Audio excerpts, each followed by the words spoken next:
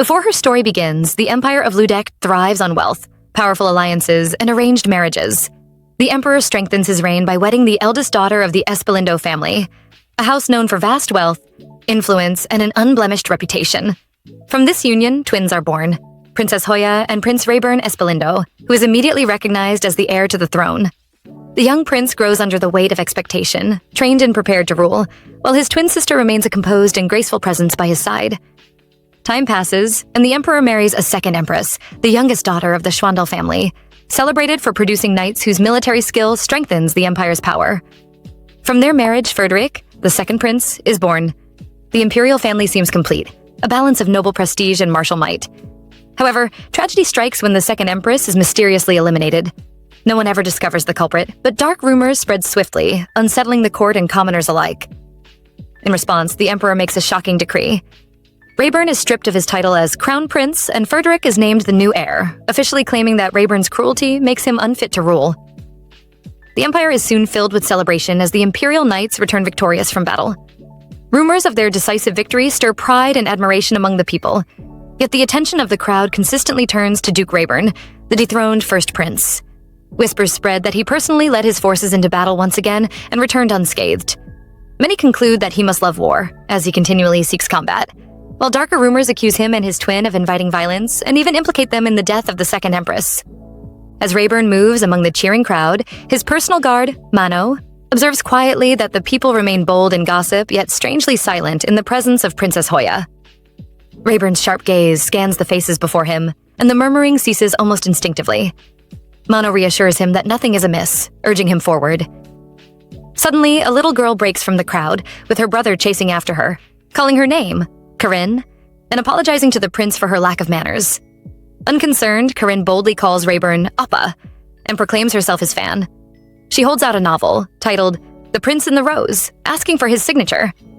The crowd quickly joins in, echoing Appa, their voices blending in admiration and excitement.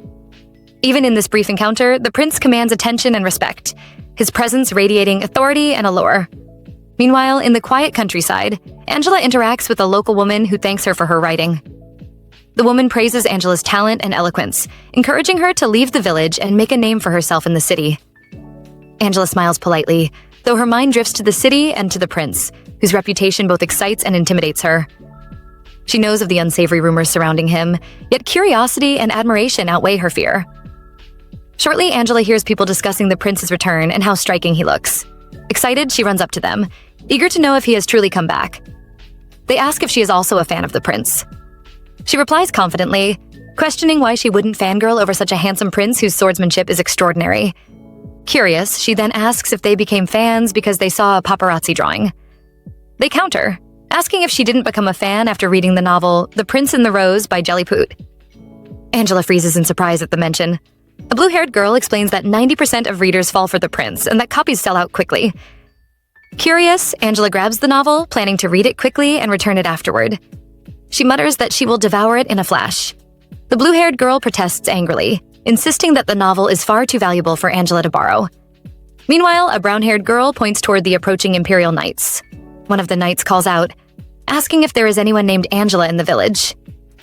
The girls exchange uneasy glances. At another spot, Angela realizes something shocking. Her fanfic has been published as a novel. The writing style is unmistakably hers. Confusion floods her mind as she wonders who could have done this, since she wrote it herself long ago, and no one else should have seen it. Then she recalls lending the manuscript to a merchant to buy a paparazzi drawing and concludes he must have secretly published it, sold it, and disappeared. Her head aches as she struggles to believe that people actually paid money to read her fanfic. She even wonders if the prince might have seen it. Still in a state of shock, someone calls her from outside. She hurries over, holding the novel, and apologizes to the blue-haired girl for taking it so suddenly. The girl says it's all right. But behind them stand the Imperial Knights. They formally identify her as the author of The Prince and the Rose and declare that she is under arrest for disrupting the Imperial family's workings and acting as a spy. Angela freezes, echoing the accusation in disbelief. A spy? Earlier that same day, the Royal Council gathered for a meeting. The General Chancellor addresses the council members, asking if they would agree that Rayburn Espalindo has accomplished yet another remarkable feat. One member nods, noting that Rayburn was merciless in his actions. He mentions the rumors circulating. Rayburn completely burning a surrendered village and burying prisoners alive. The General Chancellor comments that the first prince risking his life for such deeds only adds to his notoriety. He warns that, as the saying goes, a leopard cannot change its spots. At that moment, Princess Hoya Espalindo abruptly stands up, intending to leave. The council leader questions her hurried movement and courteously asks her to remain seated, explaining that the meeting is about to begin. Hoya responds with frankness, saying that the stench of the chamber is unbearable, but she promises to return shortly. A council member protests, offended by her vulgar language, but she pays no attention and walks away. Thinking to herself as she leaves, Hoya reflects on her brother's military feats. She had hoped they would enhance his reputation, but instead, they seem only to worsen it. Passing by, she overhears two young girls talking about her brother. One girl exclaims that the prince is amazing, while the other warns her friend that speaking so openly could cause trouble if they are overheard. Still, she continues. Curious, Hoya approaches the girls and asks about their conversation. They are startled and quickly apologize, explaining that they were discussing how incredible the prince appears in a novel. Hoya is taken aback, barely believing her ears. This is the same Rayburn constantly surrounded by terrible rumors. She presses them for the truth, and they tell her about the novel titled The Prince in the Risey. Meanwhile, elsewhere, someone tells Duke Rayburn that the novel has been gaining popularity among the commoners for about 2 weeks. This, they say, is why the atmosphere in the streets seemed strange recently, and why there was such a commotion among the people. Rayburn glances at the pages, reading a line that describes him as a rose, with a thorn that may have hurt countless bees. Infuriated, he pierces the middle of the novel with a knife. The person who had been praising it as a masterpiece is stunned. Rayburn confesses that he cannot tolerate such blatant mockery and vows to confront the person responsible for writing it. That evening, inside the royal knight's carriage, Angela wonders why they consider her a spy. The carriage groans with each movement, as if it's about to break apart. Suddenly, it strikes a stone. The door shatters, and Angela groans, thinking she is sick and tired of carriages. Her thoughts drift to the past. She remembers another carriage when someone offered $50,000 because her guardian claimed she wasn't needed. Her guardian had remarked that, though Angela may not look it, she is a skilled writer, capable of drafting lawsuits, letters, and more. The person offering the money scoffed, saying it was of no use. Angela was destined for a life of farm work. Angela gazes outside and briefly wonders if she should run away. Now, she thinks about the prince. If she escapes, will she ever meet him again like before? Her thoughts are interrupted by the knights, discussing whether they must bring her along. One knight reveals that the matter is being investigated to see if she is acting on the prince's side, but he remarks that it is strange a novel glorifying the heinous scumbag prince has been published. Angela is surprised, but concludes that she has no choice. She must escape. She edges toward the broken door, preparing to jump. Just as she leaps, someone catches her midair. He questions if she is the author of the novel, then carefully puts her back inside the carriage and instructs her to wait. The carriage rider notices a horse approaching rapidly from behind. Meanwhile, Angela's savior climbs to the top of the carriage and attacks the rider. The other knights glance back, realizing they are being ambushed. Soon, the assailant is visible. The knights question his identity, thinking him mad to dare strike the Imperial Knights, until they notice the horse bears the mark of Prince Rayburn. Shock spreads among them as they realize it might be the prince himself. Suddenly, the Duke keeps his sword, leaving the knight puzzled, wondering if he doesn't intend to attack. Deciding it's wiser, the knight resolves to escape and inform the royal family of the situation, but before he can act, someone else rushes toward him. Meanwhile, Angela, terrified, thinks there is no way she will escape alive and silently hopes she might meet the prince in her next life. Someone then asks the Duke about her. He explains that she fainted from shock, and he wonders why the gold-haired man had followed him. The man trembles as he explains that it was the Duke who had been following him on a secret mission assigned by Princess Hoya. He wonders what his sister is planning and why the Duke brought his own horse, and he ponders what the Duke would have done if anyone had discovered him. The Duke pulls out his sword, reminding the man that he had threatened to get rid of the one who wrote the novel. The man halts him, reminding the Duke that the princess had ordered that the author be brought back at all costs. The Duke calmly replies that he is the man's personal guard, not one of his sister's knights, and that the man should know whose order comes first. The man bows, apologizing for his rudeness, but questions if the Duke didn't save Angela for a reason. The Duke responds that they will decide the girl's fate later, after his sister explains the situation, adding that they cannot predict what the princess might do if she finds out the man failed his mission. The man bows again in gratitude, pledging to finish handling the matter, and suggests the Duke return first. The next morning, the Chancellor of the Royal Council considers the previous night's incident gruesome. The guard accompanying him notes that the worn-out arrows likely came from bandits who attacked without realizing they were Imperial knights, possibly after a noble's valuables. The Chancellor, frustrated, thinks to himself that it is ridiculous to waste time on such a trifling matter over some silly writing. He had wanted to resolve it quickly, but the Crown Prince's displeasure now makes him wonder what the prince is thinking. A subordinate informs him that the inspection is complete. While asleep, Angela dreams of the prince. The vision is so vivid that she wakes up immediately, startled. Looking around, she wonders where she is. The posh furniture and luxury of the room are nothing like her simple village home. Even so, she can't help but feel a spark of delight, thinking about when she might enjoy such comfort again, even if only in a dream. Her mind drifts back to the events of earlier, and she feels a surge of gratitude toward the masked man who had helped her. Without him, she thinks, she might not have had such a wonderful dream. Excited, she resolves to write about the experience the moment she wakes, capturing every detail. Yet a shiver of fear runs through her. Could this be the afterlife? Is she no longer among the living? Questions flood her mind, and regret prickles her for having written the novel that caused all this trouble. Still, she doesn't want to forget the kindness of the Duke, who had helped her when she was younger. Suddenly, a chilling thought strikes her. She recalls the eye color of the Duke and the masked man who saved her. Her heart races, and she screams, terrified at the thought that the murderer could have been the prince. But she quickly refuses to believe it, reminding herself that the prince is a good person.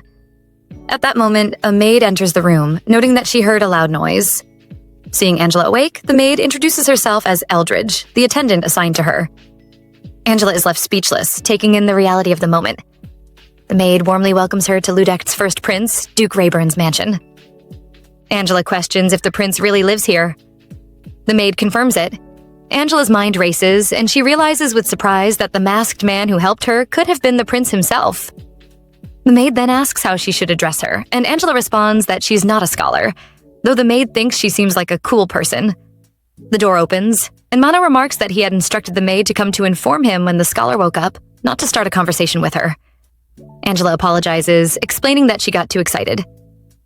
A man standing behind Mano adds that he brought some clothes. Meanwhile, Angela observes the workers in the aristocratic house, noting how elegant they look, as if from another world. The maid quickly tells them to stay out for now, since Angela is still in her pajamas, promising to send word when she is ready.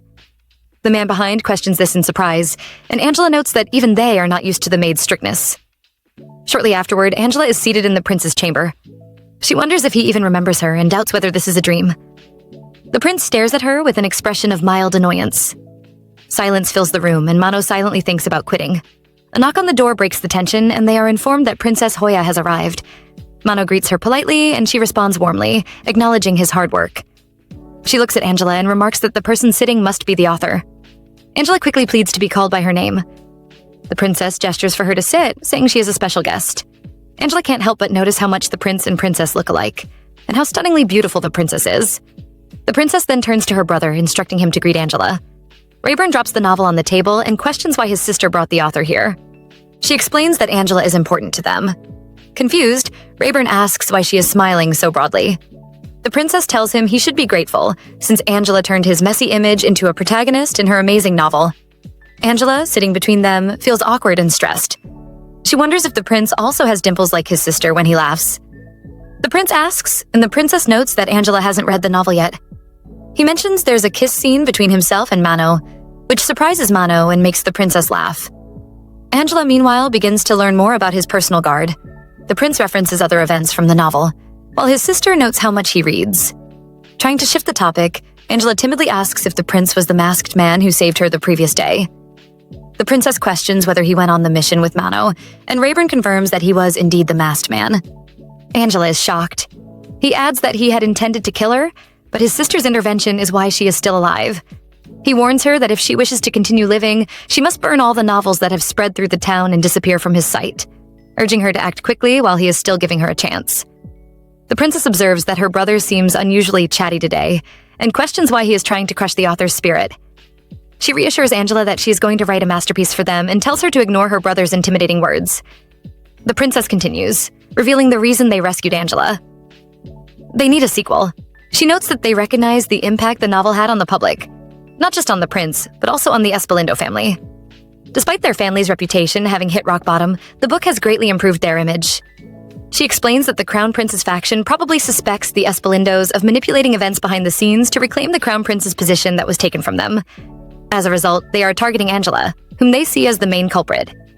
While the Espalindo name may be tarnished, the princess points out that it is difficult to attack them directly. Capturing Angela and accusing the family of influencing public opinion could have easily cost her life. The princess emphasizes that the family greatly benefits from the novel, while it is poisonous to the crown prince's reputation. They rescued Angela to gain even more from her work. She assures Angela that they will protect her from any danger and hopes she will continue writing stories about her brother, all while keeping her identity hidden. Turning to the prince, she questions his thoughts, but doesn't give him time to respond. She lays out the conditions clearly. Everything from the masked incident must remain secret, and if Angela reveals anything, the masked man will finish her before the crown prince even gets the chance. She notes that this is dangerous for them, too.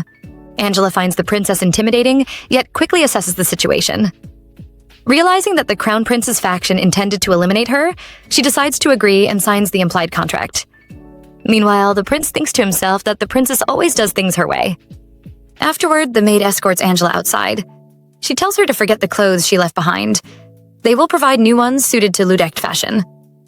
Angela accepts the offer. The maid mentions she is a new employee, but is glad to serve someone as important as Angela. Angela notes that the maid seems clueless about hierarchy, even though Angela herself held a higher social standing in the village. The maid notices that Angela seems down and encourages her to let go of her worries, assuring her that everything will be okay. Angela sighs, feeling that the maid is right, and reminds herself that she is finally in the city she has always dreamed of. Meanwhile, from a distance, a man hiding in the shadows watches her. Shortly after, the maid asks Angela if she wants to look at clothes. Angela agrees, calling her Miss Eldridge, and the maid chuckles, reminding her to call her Lizzie and to speak comfortably. Angela recalls a moment from earlier. The prince's personal guard had told her not to act awkwardly, assuring her that she now holds the standing of a scholar, a respected position no matter where she goes. He adds that they are also receiving her help as an author, so she can act confidently. Just as he is about to ask about a kiss scene in her novel, Angela had dashed away, flustered. She thinks of that memory as having a bad ending. Lizzie asks if she met the prince earlier and how it went. Angela isn't worried that he didn't remember her, but she admits it was unsettling how different he is from before. She apologizes for writing strange things on a whim, and wonders why he seems so menacing about it. Lizzie, curious, asks if the prince is as cool as he appears in the novel. Angela admits she's read the book many times, and is eagerly anticipating the next one. When they arrive at the clothing store, Angela's eyes widen in surprise. She notes she doesn't have money to buy such luxurious clothes. Lizzie explains that she was instructed to get Angela a generous selection, as she will be staying in the mansion and can purchase items simply by showing a document signed by the prince. Angela asks who authorized it, and Lizzie replies that Sir Mano, the prince's personal guard, did. A lady at the store greets them, but her face flushes when she recognizes her. Apparently, Lizzie has a reputation for wandering the store, messing with the clothes, and leaving without buying anything. She comments that Angela must have it easy, since scholars normally wear simple robes and don't need fancy clothing. She suggests buying something quickly, and then enjoying a treat. Angela's attention, however, is caught by a beautiful dress. Suddenly, the storekeeper interrupts, glaring at Lizzie for touching a dress without knowing its worth. She explains that it is a Louis Vuitton creation and scolds Lizzie for always coming to the store dressed poorly and touching items as she pleases. She doesn't have the money for such things, yet she dared to handle them. The lady tells Lizzie to hand over the dresses she's holding, insisting she isn't going to buy them. Lizzie, flustered and embarrassed, insists she will pay for them today, her voice trembling. Angela is surprised. She had expected Lizzie to argue back. Lizzie feels humiliated, realizing the lady had been judging her all along, and she struggles with the embarrassment of hearing it in front of Angela. Shortly, Angela turns to the lady behind the counter and confidently tells her to pack all the dresses they had picked, insisting that they will buy the entire set. The lady freezes in surprise, clearly not expecting such boldness from a young girl. Angela meets her gaze steadily and adds that she will also be purchasing the designer dress she had been eyeing. The storekeeper gasps, then raises her voice sharply, scolding Angela for daring to grab the dress. Lizzie, on the other hand, nervously reaches for another dress, trying to help. Angela calmly steps forward and opens the Duke's document, showing the signature. The lady's eyes widen, her tone faltering as she realizes who she is dealing with. Angela introduces herself with poise, explaining that she is a scholar at the Duke's residence who had traveled there on short notice, and therefore had no preparation for clothes. She admits she never expected to hear such disrespect in a place like this, but gives the lady the benefit of the doubt, warning her that Lizzie isn't someone to disregard lightly. She hopes the woman doesn't repeat the same mistake again. The lady immediately apologizes, sincere and contrite. Angela takes a deep breath, her heart still racing. She had feared that the lady might somehow discover her true identity. Outside the store, Lizzie beams, thanking Angela for allowing her to wear such elegant dresses. She happily hands her some ice cream and shyly asks if it's all right to use the prince's name to make these purchases. Angela thinks briefly, realizing the enormous sum of money spent. She recalls the princess's words about why they rescued her. They needed a sequel, and they were also benefiting from her skills as an author. She wonders why the prince hates her so much, even though he relies on her work, concluding that it's only fair to spend his money freely, running him dry if necessary. Still, she reminds herself that the prince is a generous person and tells Lizzie to ask for anything else she needs. They will buy it. Lizzie, both surprised and delighted, eagerly agrees. Shortly after, a crowd begins forming outside the store. Curious, Lizzie steps forward to see what's happening. Suddenly, someone grabs Angela from behind, yanking her away before she can react. Lizzie spins around, alarmed, but Angela is already gone, swallowed by the throng. The man holding her pulls her along firmly but quietly. Angela pleads, asking him to let her go, promising that she will explain everything. In frustration, she flings her ice cream at his face, splattering it across him. Her eyes widen as she realizes the man is the merchant who had published her novel. Flustered, she apologizes, questioning why he approached her so suspiciously. The merchant wipes the ice cream from his face, his expression sharp. He explains that all of this is her fault. He has been chased endlessly because of her novel. People keep mistaking him for the author, plastering his image on countless wanted posters, and no matter how fast he runs, there's no end to them. Angela's frustration spikes as she demands to know why he published her work and sold it without her permission, putting her in such a dangerous and complicated situation. The man shrugs defensively, claiming it was his own doing. Angela fires back, insisting he apologize, but he refuses, insisting he is the victim. He then produces a small knife, holding it carelessly, and questions how he was supposed to know things would escalate to such danger. He admits he has no idea why Angela is involved now, but says this is the opportunity of a lifetime for him. He demands that she go to the imperial family immediately to clarify that he is not the author. Angela's anger boils over. She notices how kind he had once been and is stunned at how far he has strayed. Without hesitation, she slaps his hand, forcing him to release the knife. She dashes away, weaving through the crowd, shouting that the man is dangerous and wanted. From a distance, the crown prince rides past in his carriage. The crowd murmurs in surprise at Angela's shout, and even he looks startled, turning his gaze toward the commotion. Angela quickly explains to the surrounding crowd that the merchant is the author of the novel. A knight immediately shouts an order, demanding that they seize him. Panicked, the merchant bolts, but the crowd blocks his path, calling out for his signature. He insists, shouting that he is not the author and demanding they let him go. Angela doesn't expect this sudden chaos and quietly decides it's safer for her to leave. She notices the imperial knights nearby and instinctively covers her face, trying not to be noticed. In her haste, she bumps into someone who immediately asks if she is all right. She nods, murmuring a polite, "Yes, thank you." And as her gaze adjusts, she realizes the man is an imperial army officer. He notices a trickle of blood on her arm and comments on it, but she waves it off, insisting that it's nothing serious. Another nearby officer asks whether they should chase her, but the first shakes his head and says they should focus on arresting the wanted merchant. Angela spots Lizzie in the crowd and feels a small sense of relief. Meanwhile, she notices the officer beside her glancing at her oddly, muttering that a girl looks ungainly in a dress with loafers. The merchant is soon brought before the officer, still protesting and insisting that he is not the author. He describes the real culprit, unaware that his words will reveal Angela. Hearing the description, the officer immediately turns. The details match the girl he bumped into earlier. Blonde, low status, and the old wanted poster should remain active. His mind clicks, connecting the dots. The merchant, still shouting and demanding they let him go, curses and rants at the officer blocking his path. A knight nearby steps forward, cautioning him and ordering everyone in the area to show respect. The officer turns fully, and the merchant's eyes widen in shock. He finally sees the crown prince for the first time. The sight freezes him, and his knife drops from his trembling hands.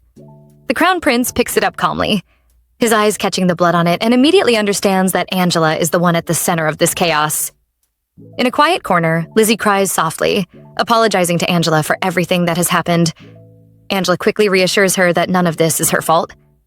Her thoughts drift briefly to the crest she had noticed earlier, the emblem of the Schwandel family, who control the current royal lineage. Around them, the brown-haired knight warns the crowd to stay calm. The crown prince, watching the scene unfold, instructs him not to be overly rough with the merchant, noting that the crowd is frightened. Angela's mind races as she tries to piece together the events. She knows she wouldn't have survived if anyone had discovered her earlier, and she begins to wonder if now is the moment to make a run for it. Lizzie fusses over her bleeding, blaming herself, but Angela reassures her again, insisting that none of this is her fault. Lizzie sighs softly, admitting that she wore her favorite clothes today, just to make a good impression on Angela. She admits with a tinge of embarrassment that she usually dresses terribly because she never had money. It hasn't been long since she was hired, and she's still new to working in such an environment. By luck alone, she managed to get this position considering her lowly status, but she's never been able to adapt fully, running small errands and trying her best. She admits quietly to herself that important jobs like this probably don't suit her. Angela observes her carefully, realizing that Lizzie has a timid personality and might not handle it well if she were to run away now. More importantly, Angela knows she can't return to how she was in the past. She can't let herself go back to obscurity. She also notes with a small relief that the public remains unaware that she is the true author of the novel. Lizzie, still anxious, murmurs that she must have been assigned to Angela by mistake and that she'll speak to her superiors to have someone more experienced replace her.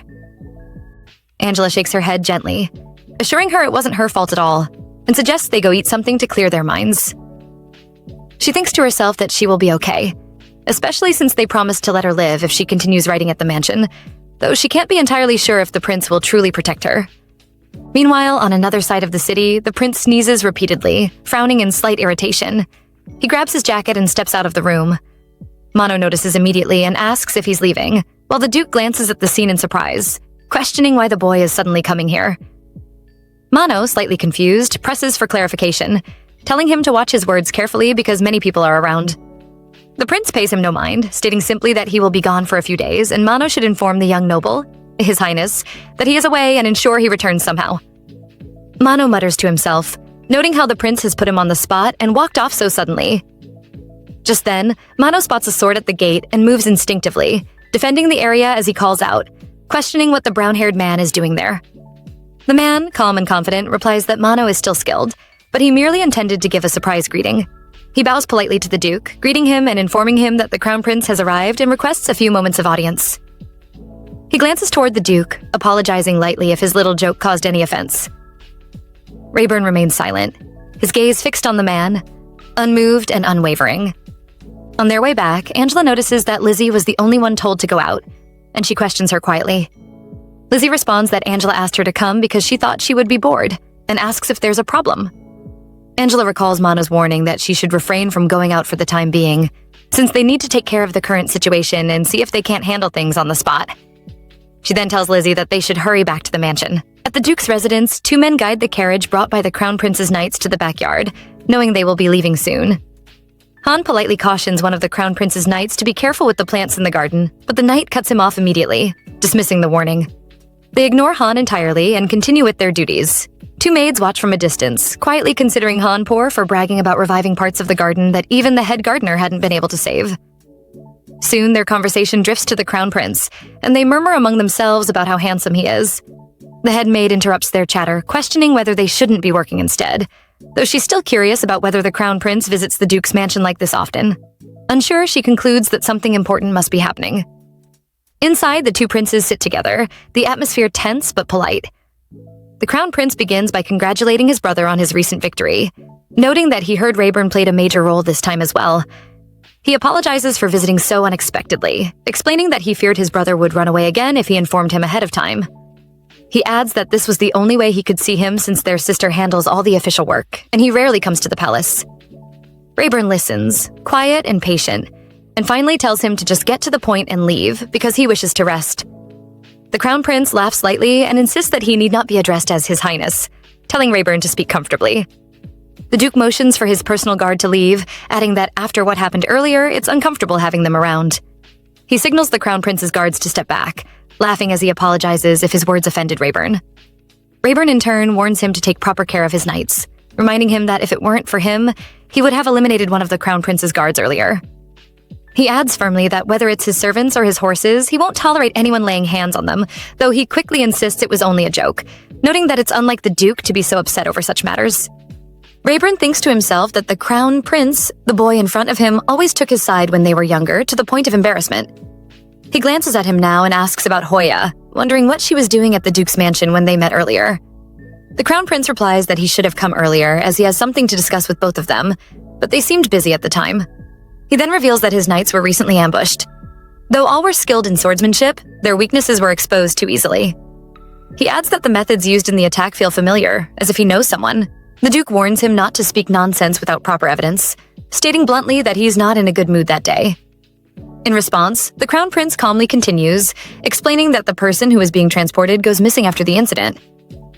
He adds that a search montage has already been prepared to locate the missing individual and asks if the Duke would like to take a look. Rayburn refuses without hesitation, but the Crown Prince presses further, mentioning that the person in question appears to be the author of a novel that recently risen to fame. He adds that he thinks he might have seen her on his way there. The Duke reacts with visible surprise and asks if the sighting is in his village. The Crown Prince confirms it, but Rayburn dismisses the claim as nonsense, stating that she should be in her room at this time. Meanwhile, Mano checks her room and finds it empty. He recalls pleading with her not to step out, knowing it would bring trouble if she crossed paths with the Crown Prince. Concerned, he decides to search for her and is caught off guard when he encounters the brown-haired guard. The man asks if he truly is the famed Mano. As he glances around the room, he remarks that he would have drawn his sword immediately if he knew he would be this startled. He then questions what distracts Mano so deeply and asks whether he needs assistance. Mano knows he has made a mistake, but he tells Bourbon that there is no need for help, insisting that it is merely another empty room in the mansion and that he should not wander around without permission. Bourbon, however, observes carefully and notes that it doesn't seem like an empty room at all. He questions where the owner might be. Elsewhere, the Duke studies the drawing of Angela closely, his gaze lingering as he begins to notice a resemblance that unsettles him. The Crown Prince asks whether the person in the drawing seems familiar.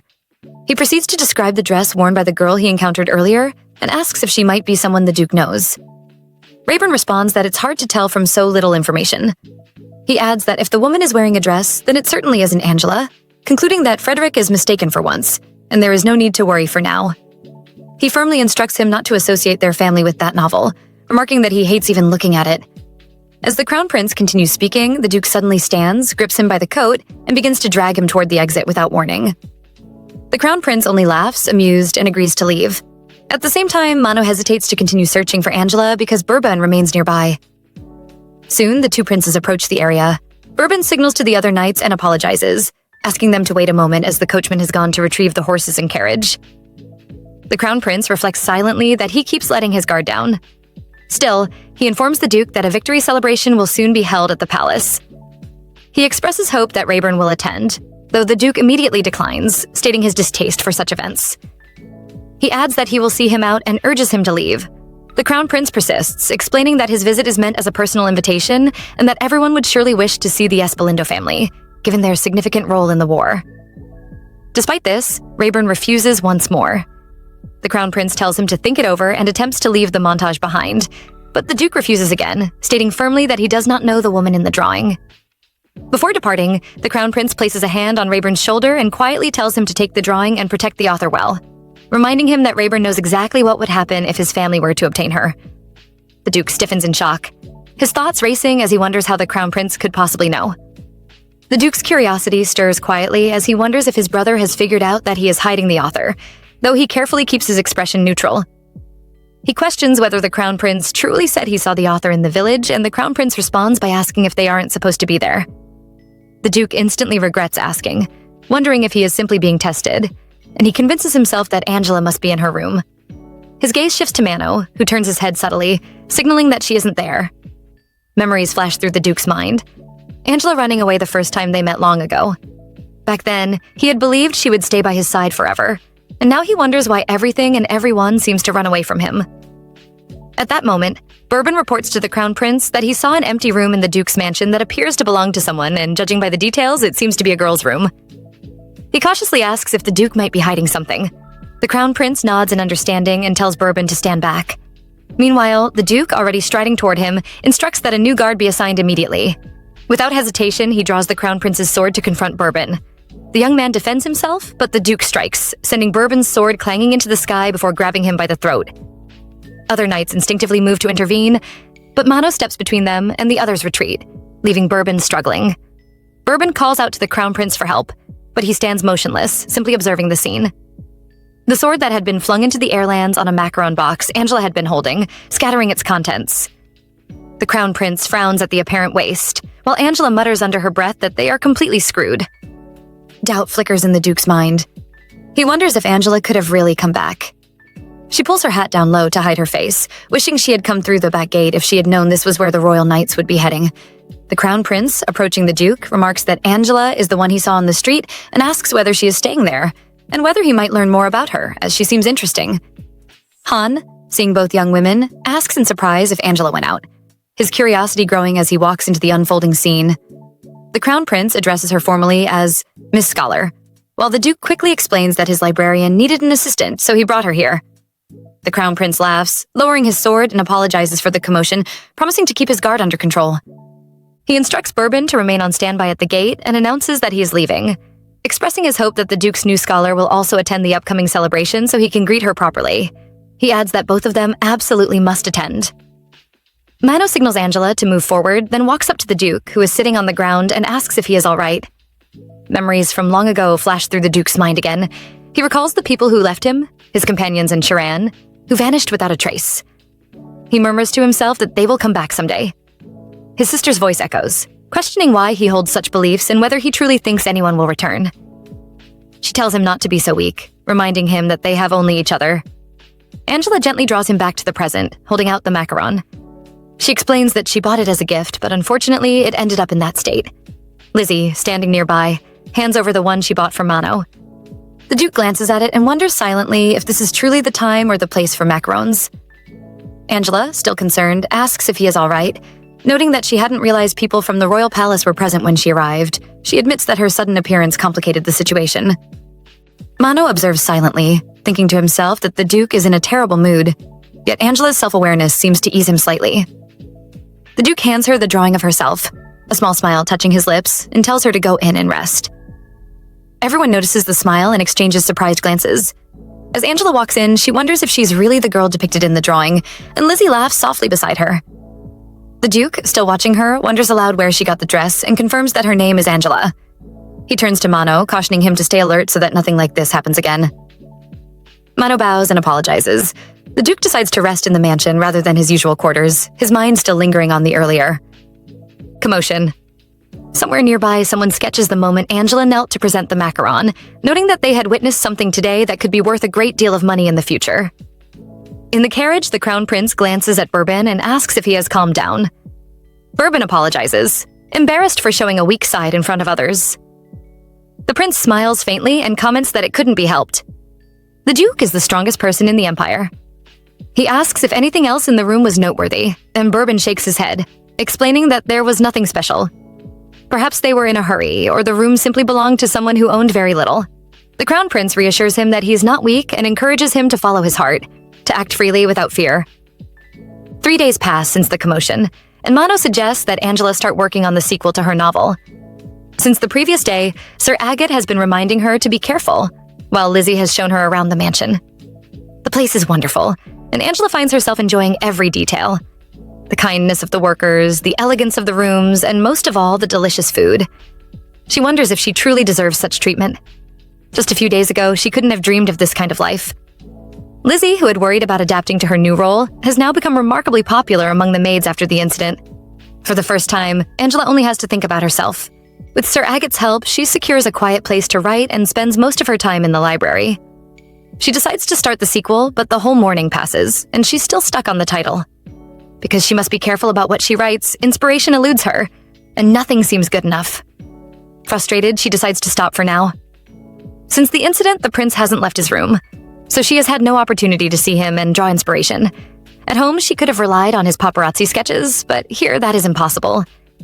She guesses he must be exhausted, given how busy he has been since returning from the war. After all, he rescued her on the very night of his return, so he must have countless concerns weighing on him. Her thoughts flash back to the scene, and she realizes the man she saw was the crown prince. She admits quietly to herself that he is handsome. She also recalls the duke's friendly appearance in the novel she wrote. It was just what she imagined. But meeting him in person left her speechless and trembling. She remembers the faint laugh he gave at the end, and she wonders if, like the princess, he might have dimples. She thinks it would be nice to hear him laugh again. Shortly after, Sir Agate asks her to leave so he can clean the library. As she prepares to go, she notices that the lights in the prince's room are off and wonders where he has gone. She also realizes she hasn't seen the gardener who tends to the plants every day. Perhaps the prince is in the office, she thinks, and decides to look for a moment before leaving. But she is caught. Mano appears, questioning if she is done writing for the day. She admits she is. He tells her to wait a minute while he cleans something up. She remarks that she only came because the lights were on, and she asks what he is doing. Mano responds that it is work delayed by the war, and that it is his duty to take care of it if the Duke is not present, unless something truly important requires his attention. However, he mentions that he needs to take a break. He asks her something, and she responds, noting that she thought the Duke was there. He explains that the Duke is out at the moment and has an important meeting in the morning. He quietly slipped out through the back door as he dislikes any fuss. He tells her to take a seat, and her eyes fall on a sword lying nearby. He remarks that it needs to be sent to Bourbon and instructs her to set it aside. She thinks to herself how close she had come to having her backside pierced. He talks about the amount of money they spent shopping, and she immediately apologizes, saying she will pay him back with her wages, laughing lightly. He waves it off, insisting that it's fine. Then he asks how her writing is going so far and mentions that they will go over it together when the Duke returns, reviewing it occasionally to ensure everything is on track. She hesitates, unsure what to say, and he notices. When he questions if there is a problem, she asks if he has any paparazzi drawings of the Duke. Surprised, he asks why she wants them, and she explains, though she quickly tells him not to mind. He then notes that the Duke hates such drawings more than anything. He points out that she saw the Duke a few days ago, which will help her, but she remarks that he was very different from what she had imagined.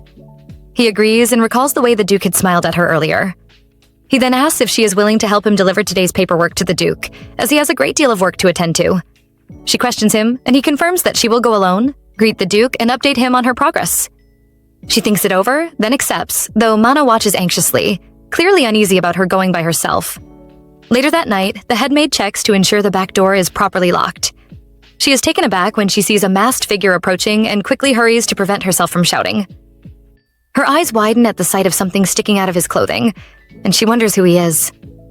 The Duke steps forward, identifying himself, and she quickly apologizes, explaining that she didn't know he had gone out. As he takes in the scene, he notices teddy bears scattered all over him and immediately asks where Angela is. He gathers the teddy bears and letters, piling them neatly in a corner, deciding to deal with them properly at dawn. His mind drifts back to earlier events. Some of the guards had gone to fetch the horses. He thinks to himself how much he truly dislikes coming to this place. The general standing nearby notes how impressive it is to see the Duke in person and guesses that the princess must be busy. The Duke calmly responds that he is here for work. The general then asks if the crown prince had stopped by the mansion recently, showing him a paparazzi drawing. The Duke raises an eyebrow, wondering where he even got it, and thinks that such a drawing will only cause more problems. The general continues, mentioning that he wanted the Duke to eliminate the parasites, and remarks that it seems the Duke hasn't had a chance to rest yet. The Duke replies that he will be careful and advises the general not to meddle too much in other people's private matters. He adds that the general should focus on practicing his swordsmanship because next time, a careless strike could cost him more than just a wound. The general mutters a curse under his breath. Soon, his guards return. The general mounts his horse and tells the Duke that he has nothing more to say because, as always, the Duke remains unchanged. With that, he leaves. As the gates open, the people outside seize the opportunity to rush in, and the general stumbles. He calls for his guards, demanding to know where the sudden crowd came from. The crowd hurries toward the Duke, showering him with teddy bears and letters. He takes it all in stride, promising himself that he will deal with the author of the book properly. Meanwhile, the general regains his footing, bewildered by the sudden chaos. One of his guards draws a sword, but he immediately orders him to stand down, reminding him that these are commoners and their actions shouldn't ruin the family's image. Someone in the crowd questions if the general isn't part of the Schwandel family, while another comments that something serious must have happened to him.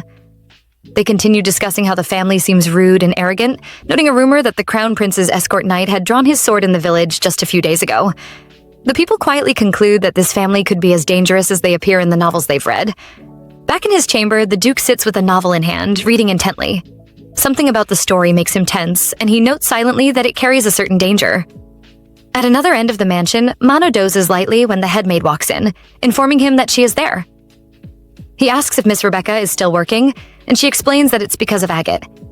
She then updates him that the Duke has returned and requests that he inform her in advance whenever the Duke leaves, as it often surprises her.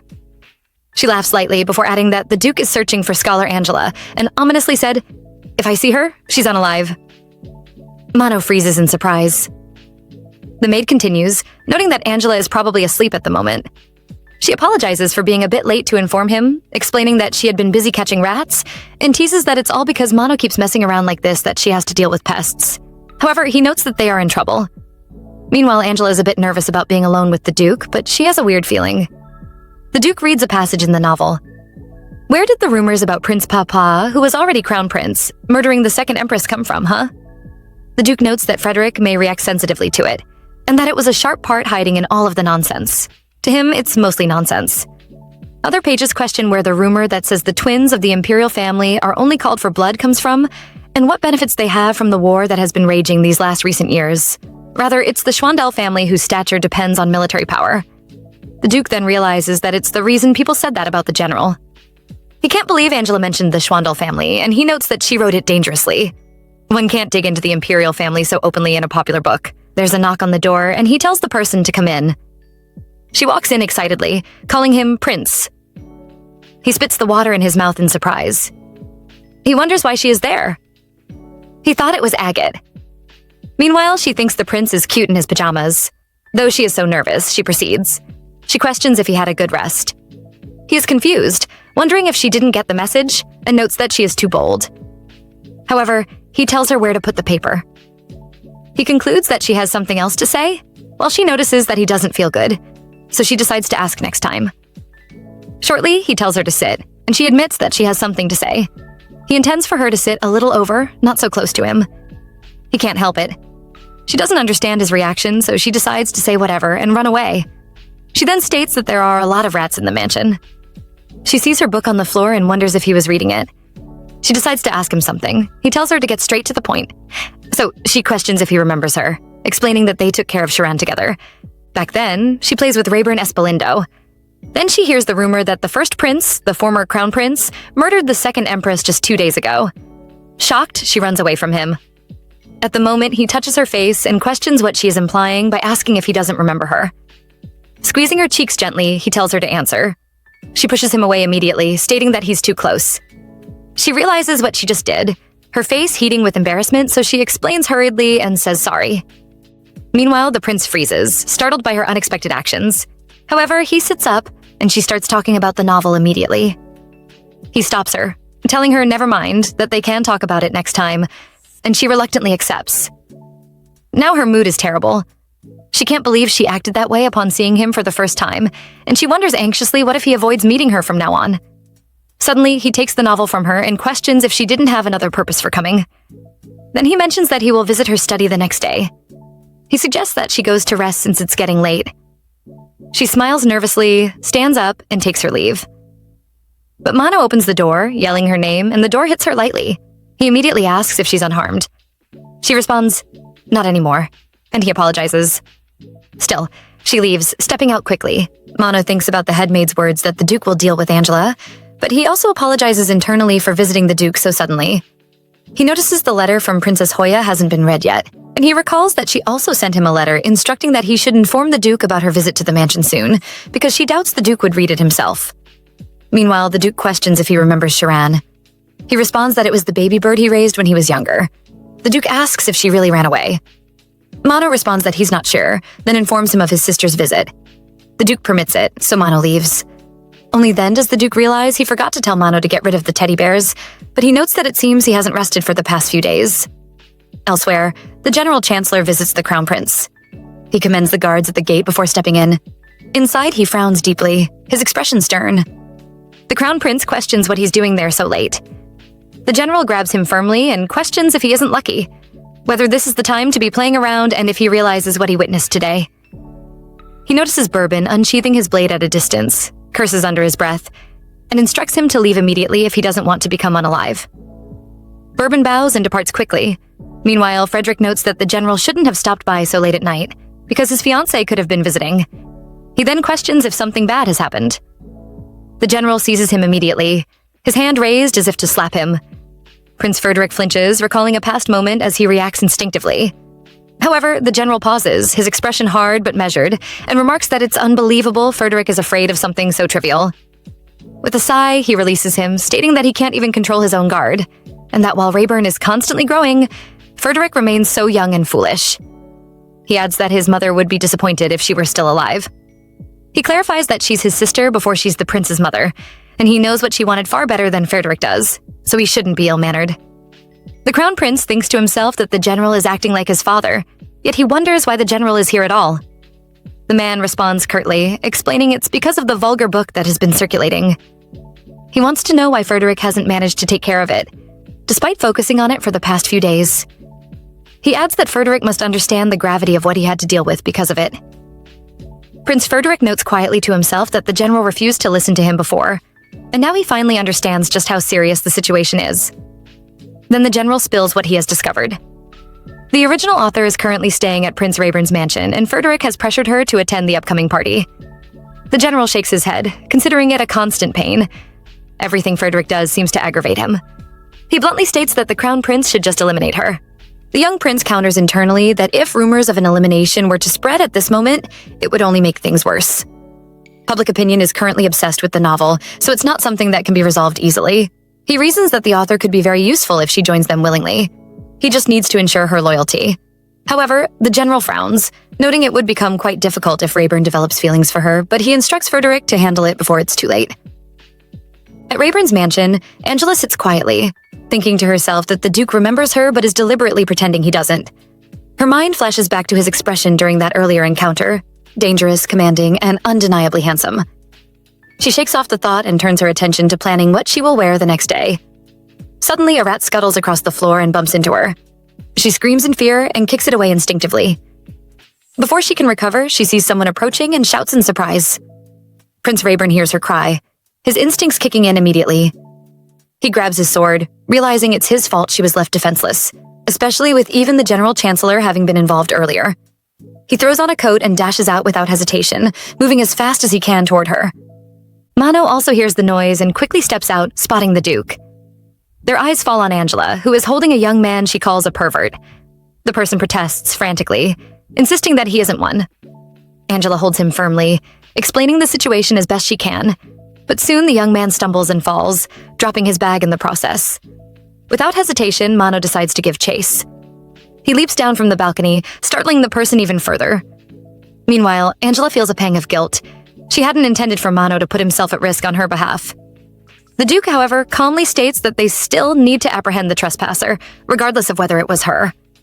He asks her if she noticed any other suspicious individuals, and she shakes her head, affirming there were none. The Duke, still slightly worried, notes that the entire situation is so bizarre that he never got a proper look at the person's face. Angela, trying to help, hands him the fallen bag. He inspects it carefully, observing the young man's clumsy demeanor. Judging by this, he concludes that the person is unlikely to be an assassin. Instead, he's probably a paparazzi. Opening the bag, the Duke discovers a sketch of himself holding Angela's cheeks earlier. He freezes for a moment, astonished at how he had behaved with her, completely unaware of how intimate it had appeared. Shortly after, Mano reports that he lost sight of the person by the back entrance, but he intends to pursue him on horseback to capture him. The Duke turns just in time to see Mano slam his head on a tree. Realizing that Mano is far too sleepy after several sleepless days, he tells him not to go. The Duke frowns, considering the situation troublesome. The person had managed to hide his presence so effectively while making sketches, proving his skill at stealth. It confirms the Duke's suspicion. This is definitely the paparazzi the General Chancellor had warned him about. He thinks to himself, a shadow crossing his face, that if the Chancellor finds out the paparazzi escaped, he will undoubtedly unleash some again in secret. The Chancellor has grown vicious toward them. Meanwhile, it's Angela's first time seeing a paparazzi up close, and she finds the whole situation surprisingly interesting. Yet, at the same time, she can't help but express shock, noticing that the drawings in his possession are exactly the same as the ones she had seen earlier in her room. She thinks to herself that, with this guy's drawings, she doesn't really have to worry about the novel being compromised. However, a thought quickly crosses her mind. She really wants to catch the guy herself because now she has seen his face clearly. The Duke, on the other hand, knows very well that he can't send her alone on this task, but he also realizes that it's best they catch the guy as soon as possible. He considers sending Mano, yet he immediately dismisses the idea because of the way Mano is currently, and he recalls the princess's earlier words about how important this period is and how carefully he needs to guard the estate. She had emphasized that she's trusting him completely, so after a brief pause to think it through, he concludes that the best course of action is to accompany Angela personally to search for the person. He instructs Mano to get some rest, though the young man isn't entirely happy about being left behind because he knows he's lacking in some areas.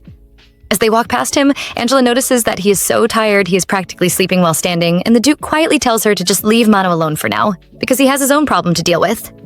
Outside the mansion, Angela notices how bright the streets are, even though it is nighttime. The Duke quietly tells her to cover her face, explaining that there is nothing good in showing it openly, and she promptly agrees. As she moves alongside him, she can't help but think that this whole situation feels almost like a secret date. She asks him about their progress, and he calmly replies that since he didn't get a clear look at the guy's face earlier, he has to rely on his instincts now, which means it could take a little while to track him. As they continue walking, Angela reflects silently to herself that he probably always has to deal with countless threats because of all those terrible rumors about him. And now he has to protect her as well, in addition to handling the responsibilities of the royal family. To her, seeing him so constantly on guard even here in his own village feels somewhat pitiful. They wander down a quiet, lonely street, and after a moment, she suggests that they head toward a place further ahead. The Duke immediately remarks that it's dangerous to go to crowded areas like that, but Angela argues that if she were the person they were looking for, leaving her bag behind might force her to go somewhere crowded. She continues persuading him gently, saying that he shouldn't worry because there are actually more people who like him than he might think. After a moment of thought, he finally agrees that they should go there, though he cautions her to slow down as they proceed.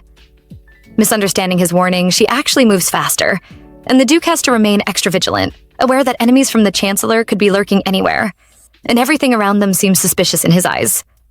Despite regretting having brought her along, he hurries to catch up to her. Shortly after, fireworks suddenly light up the night sky. They both stop for a moment, standing together and watching the display. Angela, still excited, suggests that they walk around a little while to enjoy the spectacle. The Duke, however, realizes once again that trying to protect her is going to be far more difficult than he initially anticipated. He instructs her to remain vigilant, while she, feeling a little embarrassed, apologizes softly because it has been so long since she last saw fireworks, and she got a little carried away. The place is like a tourist spot dedicated entirely to the prince, filled with decorations and memorabilia that celebrate him. Angela notes quietly to herself that it seems even more lively at the moment, probably because it's nighttime, and she thinks it would be fun to come back here sometime with Lizzie to explore properly. Shortly after, they notice someone acting very theatrically like the Duke, moving among the crowd and even giving free hugs to anyone who approached. She finds the whole situation absolutely hilarious and can't help but laugh, thinking to herself how many people genuinely love the Duke. Meanwhile, the Duke himself considers the scene nothing short of an eyesore, frowning at all the commotion. Seeing it as a distraction, he suggests they leave for somewhere quieter. Angela recalls that she had come here before with Lizzie, but now the crowd feels overwhelming. She hesitates for a moment and questions whether the Duke is really okay navigating through such a place, as it seems far too crowded and chaotic. She then gently explains to him that the people might be expressing their adoration a little excessively, but it comes from genuine affection for him, so he shouldn't read anything negative into their behavior. But they overhear a conversation between two men nearby. The first man complains that the town has turned into a shitty mess lately, all because of a single hunk of paper, referring to the infamous novel. The other man joins in, mentioning the rumors of the Duke's cruelty and also the chilling idea that the Imperial twins would bring about bloodshed. Yet, he admits that the book is strange in its own right. Angela listens in silently, feeling a pang of discomfort at hearing such things, though the Duke calmly remarks that the two men are not entirely wrong. He explains bitterly that whenever he had gone out to war, people had wished for him to just become unalive. And they had been particularly bitter on the days he returned with injuries, as if wishing his wound had been a little deeper. That history is why he can't bring himself to think of the current crowd in a good light, now that they have switched sides so quickly and cling to him with adoration. Angela tries to encourage him gently, reminding him that those rumors were groundless and that he did not, in fact, eliminate the Empress. But the Duke challenges her, asking what if, hypothetically, that rumor had been true. She stares at him speechlessly, unsure of how to respond. He continues, explaining that the new rumors circulating nowadays are similarly groundless, yet he presses further, asking her what she would do if the past rumors she denies turned out to be true. Angela feels her stomach tighten as she thinks, realizing she had almost forgotten how frightening he can be at times. He notices the subtle shake in her composure after only a few words, and wonders quietly where her confidence even came from, though in his mind, he still considers her no different from the others who flatter him. Just then, a young man named Blen walks into the scene. He is trying to rent a room on credit, despite having unpaid debts lingering from before, but the person in charge refuses him sharply. Not giving up, Blen walks over to the two men discussing earlier and announces that he can draw them a caricature for some money. The men scoff at him, calling him a little kiddo and a scammer, dismissing his offer outright. The Duke quietly leans toward Angela and instructs her to check Blen's face carefully, noting that this is exactly the person they have been looking for. Angela, however, is lost in her own thoughts for a brief moment, wondering silently why she had trusted the Duke so completely all along, even amidst such chaos. Meanwhile, Blen walks up to them confidently and casually asks Angela if she wants a caricature, promising that he would draw her so she wouldn't look ugly. Angela immediately notices something familiar about him and realizes that he is the paparazzi she had been looking for. At the same time, Blen recognizes her as well, his eyes widening slightly in surprise. Without hesitation, the Duke grabs him firmly, startling Blen completely. At that moment, someone else arrives at the scene, questioning loudly what is happening. Angela quickly responds, trying to keep things calm, saying that they are just greeting an old friend of theirs. The Duke, however, wastes no time and instructs Blen to follow him quietly without causing a scene. Blen nods in agreement but can't resist calling the attention of the people around, loudly announcing that Prince Rayburn himself is present. The crowd gasps in confirmation, excitedly acknowledging his presence, and they begin offering gifts, creating a commotion. Seeing that Blen is trying to make a run for it amidst the distraction, Angela decides immediately that she has to go after him. After a tense few moments of chasing Blen, he remarks half annoyed, half amused that people might assume he had beaten her up if they saw her like that. He questions aloud why she jumped off the edge when there was a perfectly normal ladder right there. Yet he quickly clarifies that he isn't feeling sorry for her at all, and firmly asks why she is even chasing after him in the first place. Despite his tone, he reaches out and helps her up, adding that he would feel bad if he left her there. Angela, seizing the opportunity, immediately grabs his shirt, holding on tightly. She calls him out directly, calling him Blen, the paparazzi who only ever stalks Prince Rayburn. Blen is genuinely surprised that she knows him, his expression a mixture of shock and amusement. Angela explains eagerly that she is a huge fan of his drawings, and then she quickly apologizes for calling him a pervert earlier, feeling slightly embarrassed. Soon, they settle on the ground, sitting close together as they begin talking. She reveals that she started collecting his drawings 5 years ago, and Blen responds, noting that it was back then when his drawings of the prince didn't sell particularly well. Yet, he thanks her sincerely for being such a die-hard fan. Angela smiles, saying that it was all because of him that she could continue standing Prince Rayburn so passionately over the years. Then, more seriously, she explains that she chased him down to confirm something important, showing how determined she is. Meanwhile, someone watches from the shadows, a man lurking quietly and calculating his next move. He thinks to himself that now would be his chance to target Angela, especially since the prince isn't right there to protect her. But he notes to himself that she is rarely ever alone and always seems to have someone with her. Still, he decides that he has to act quickly and get rid of her along with Blen before it's too late. The Duke, standing firmly in front of him, narrows his eyes, having already suspected something suspicious. He questions silently to himself who would have thought that the Chancellor would actually send an assassin. Observing the situation carefully, he concludes that the Chancellor remains as simple-minded and predictable as ever. The prince is only protecting the author because of Hoya. He thinks to himself that he probably should have just pretended he didn't see her and left her alone, letting things take their course without getting involved. Still, as Angela continues talking with Blen, she leans forward eagerly, expressing her curiosity about seeing all of his drawings of the prince that he's sketched so far. She asks in a mixture of excitement and wonder, wanting to know exactly how he managed to capture the prince even on the battlefield. Blen responds calmly, explaining that no matter how badly he might need money, he doesn't fabricate things. He only sketches what he sees with his own 2 eyes. He goes on to tell her that he started doing this minor genre of sketching because he thought that focusing on something that others weren't doing might unexpectedly become profitable. However, because of all the bad rumors surrounding the prince, his work never really gained much attention or success. He adds that he had even considered stopping and following someone else instead, but as one can tell from the drawings themselves, the prince ended up being far too interesting to stop sketching.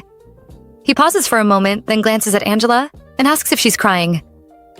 She admits quietly that she's trying to stop fangirling, partly because of the harsh and sometimes horrifying rumors about the prince, which, as Blen points out, the prince doesn't even bother trying to deny.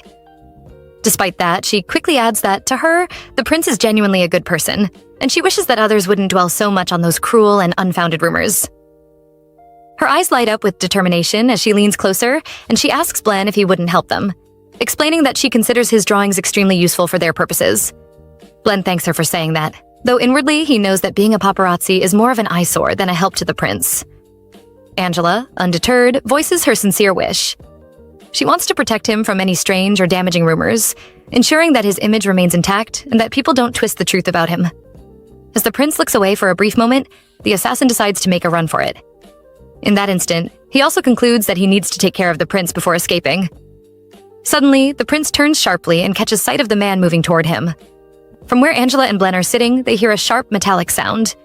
The assassin's knife clattering to the ground just in front of them. And Angela freezes in fear, her heart racing. The prince calmly gives the assassin an ultimatum.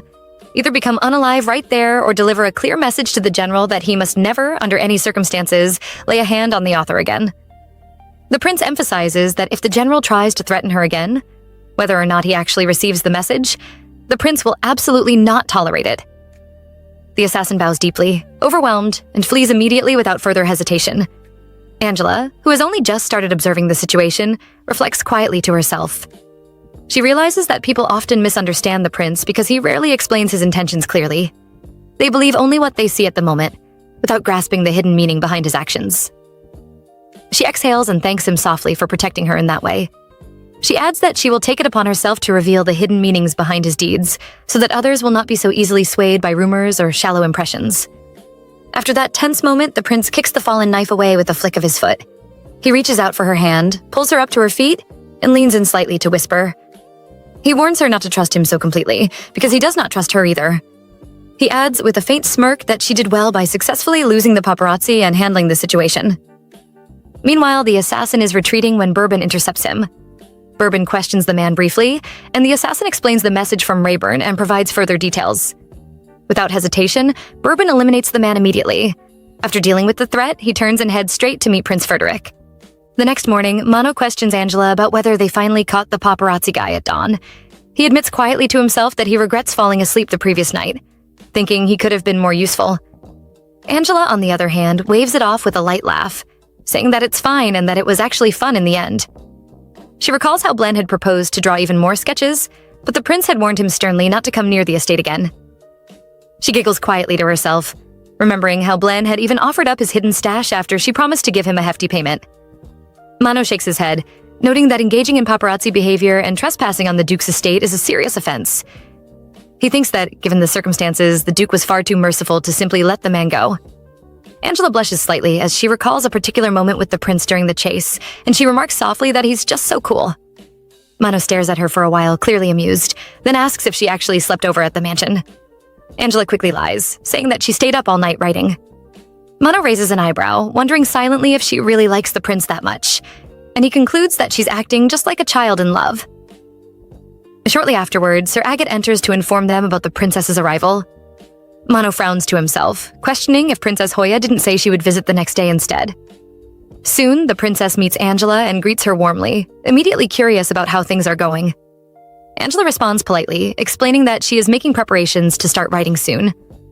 The princess raises an eyebrow and teases her, asking if she's been fooling around the entire time. Angela explains that she's been brainstorming for a suitable plot and even suggests a scene involving a late-night downtown outing with the prince to catch a paparazzi. The princess and the prince both wave off the idea casually, though they seem entertained by her enthusiasm. After a brief pause, the prince informs Angela that he'll be leaving soon, noting that she didn't tell them about her visit today. Angela quickly explains that it's only a day earlier than expected, and the prince simply smiles, tells her to have fun, and begins to leave. Before he goes, she quickly asks him about Prince Frederick's visit and about the sword she sees nearby, wondering if it belongs to Bourbon. Mano blushes slightly, feeling guilty because he was supposed to put it away, but Angela arrived earlier than expected. She also questions why Mano didn't report this to her. The prince calmly defends himself, stating that it isn't the kind of matter that needed to be reported to her. Angela sighs softly, then asks about whether he will be attending the banquet. She continues, noting that the news has already spread among the nobles, and that she also heard Angela was invited. The princess comments that Frederick must have figured out the author's identity, reasoning that there's no way he'd be so interested in their new scholar otherwise. She questions if the prince truly tried to hide this from her, and remarks, with a small frown, that they had promised there would be no secrets between them. The thought makes her feel a little depressed. Angela quickly reassures her that it's not that complicated. She explains that she simply told the prince she wanted to go to the banquet. She continues, smiling faintly, that while she may be shameless in some ways, she believes that visiting different places will inspire her to write more creatively. Angela adds quickly that the prince had to follow her because she had been nagging him too much, insisting that it wasn't his intention to hide anything from the princess. She explains that everyone, including the prince, has been busy with various matters, and even Mano has been staying up for 4 nights straight to help keep things in order. The princess raises an eyebrow, questioning if that's really true. Mano nods slightly, confirming that Angela did seem exhausted from trying to continue working on her novel despite all the distractions and interruptions. The princess sighs softly and remarks that the banquet isn't a place where one can simply fool around and have fun. And she asks seriously what Angela intends to do if someone begins to suspect or question her during the event. Angela responds confidently that she knows the stakes and that attending the banquet is actually a big opportunity for her to publicly resolve previous misunderstandings. She assures the princess that she will thoroughly prepare to avoid making any mistakes that could compromise her position or reveal her identity. The princess frowns slightly, noting that Angela seems to be taking things a little too lightly, but the prince interjects calmly. He states that Angela is stubborn, but she's also gutsy and capable of adapting to any situation. He adds that with proper guidance and preparation, she will be able to handle the banquet successfully. Then he turns to Mano and asks when exactly the banquet will take place. Mano responds that it is scheduled in 5 days. The princess immediately yells at Angela to stand up and start walking right away to begin her practice. Angela obeys obediently, but shortly after, the princess bursts into laughter, teasing her by questioning why there are creaking noises as she walks. Humiliated but determined, Angela asks if they could help her out a little so that she could be fully ready within 3 days. She wonders quietly to herself where her sudden confidence is coming from. So, Mano puts her through her walking practice diligently. After much repetition and effort, Angela finally asks for a break. The prince shakes his head, reminding her that there isn't time for pauses if she wants to be ready in 3 days. They continue practicing, but she struggles to get the steps right. Frustrated, she yells out without forming words, and the prince calmly reminds her that she asked him to help her in the first place. She pauses and questions whether he isn't busy, since he's already been stuck teaching her all day. He responds that he cannot let the maids teach her because they don't know proper palace etiquette, and hiring an expert is impossible because her identity must remain hidden at all times. Angela is grateful that he cares so much, but she hadn't expected him to be so meticulous about the way she walks. She finds it nerve-wracking to have him watching her every movement so closely. Despite the pressure, she decides to continue practicing seriously. The prince notices that her feet are swollen from all the training, but he also sees that she is trying her best and pushing through the discomfort. Shortly, he informs her that she will eventually have to walk in high heels at the banquet and asks if she is okay with that. Angela expresses surprise, admitting she never even thought of it before. In her next attempt, she twists her ankle and falls abruptly. The prince raises an eyebrow, wondering why she is so clumsy, his expression unreadable. His mind drifts to his sister's words, lingering in his mind. She had said that she wasn't entirely sure how much of what Angela said could be trusted, and he knows they cannot afford to be blindsided by the Schwandel family. The warning echoes in his thoughts. The moment their plans go awry, they may need to get rid of her. So he shouldn't allow himself to get attached to her, no matter how endearing or capable she appears. It takes 5 long hours to fix her posture and perfect her stance. Then they move on to the next step. Learning history and general language from the Liberian, followed by etiquette lessons, and then a short break for writing. By night, she finally goes out with someone and buys a prince-themed mug and a delicate handkerchief. Meanwhile, a few people ask about Angela. Lizzie explains that she has been stuck in the library for days, which is unfortunate because she really wanted to go out and have some fun. The prince, returning quietly to the mansion, notices in secret that everyone has been so absorbed in preparing for the banquet that no one has been paying attention to security around them. He also realizes that if Frederick hadn't discovered he was hiding the author, he wouldn't have even been invited to the banquet, and they wouldn't have to go through all these troublesome preparations. He considers the situation a real pain. Angela hears footsteps and mentions Lizzie, reminding her that she can't go out today. But it's the prince who has walked in. He remarks that she should have gone out if she was going to act like this. Angela screams in surprise and tears the paper in front of her. Then she notices her nose is bleeding, and the prince immediately asks why. She ignores him and promises that she will be ready the next day, which is the 3rd day, adding that she still has some studying left to do. She then mentions that he must be busy as well, but he came to the library and she wonders if he isn't tired. He doesn't answer her directly, his gaze fixed on what she wrote earlier. He notes that since it's a banquet, she wants to dance too, though she probably won't get a chance. He then remarks that her nosebleed is likely the result of sitting inside all day reading books, and he tells her to get up immediately. She tries to offer an excuse, but he swings her chair slightly and threatens her, insisting she hurry up before he lets go of it. Finally, he offers to teach her how to dance. Shortly after, he begins giving her instructions. She shouldn't step forward at all unless someone invites her to dance. Mano will stay close to her, acting as her cover so she doesn't need to worry. He continues, explaining that there's nothing to gain from drawing attention to others, but he wants to teach her this just in case. She can hardly believe what's happening, yet when the prince offers his hand, she hesitates for only a moment before taking it. Suddenly, she accidentally steps on his foot. She quickly apologizes and mentions that it's dark, making it hard to see. He calmly tells her to lift her head, keep her eyes on her partner, and follow the rhythm carefully. Despite his instructions, she keeps stumbling on his feet, though he deftly adjusts to avoid her missteps. She can't help laughing, and he questions her softly, asking if it's funny to her. She denies it quickly and reassures him that she won't have to worry about the novel for now.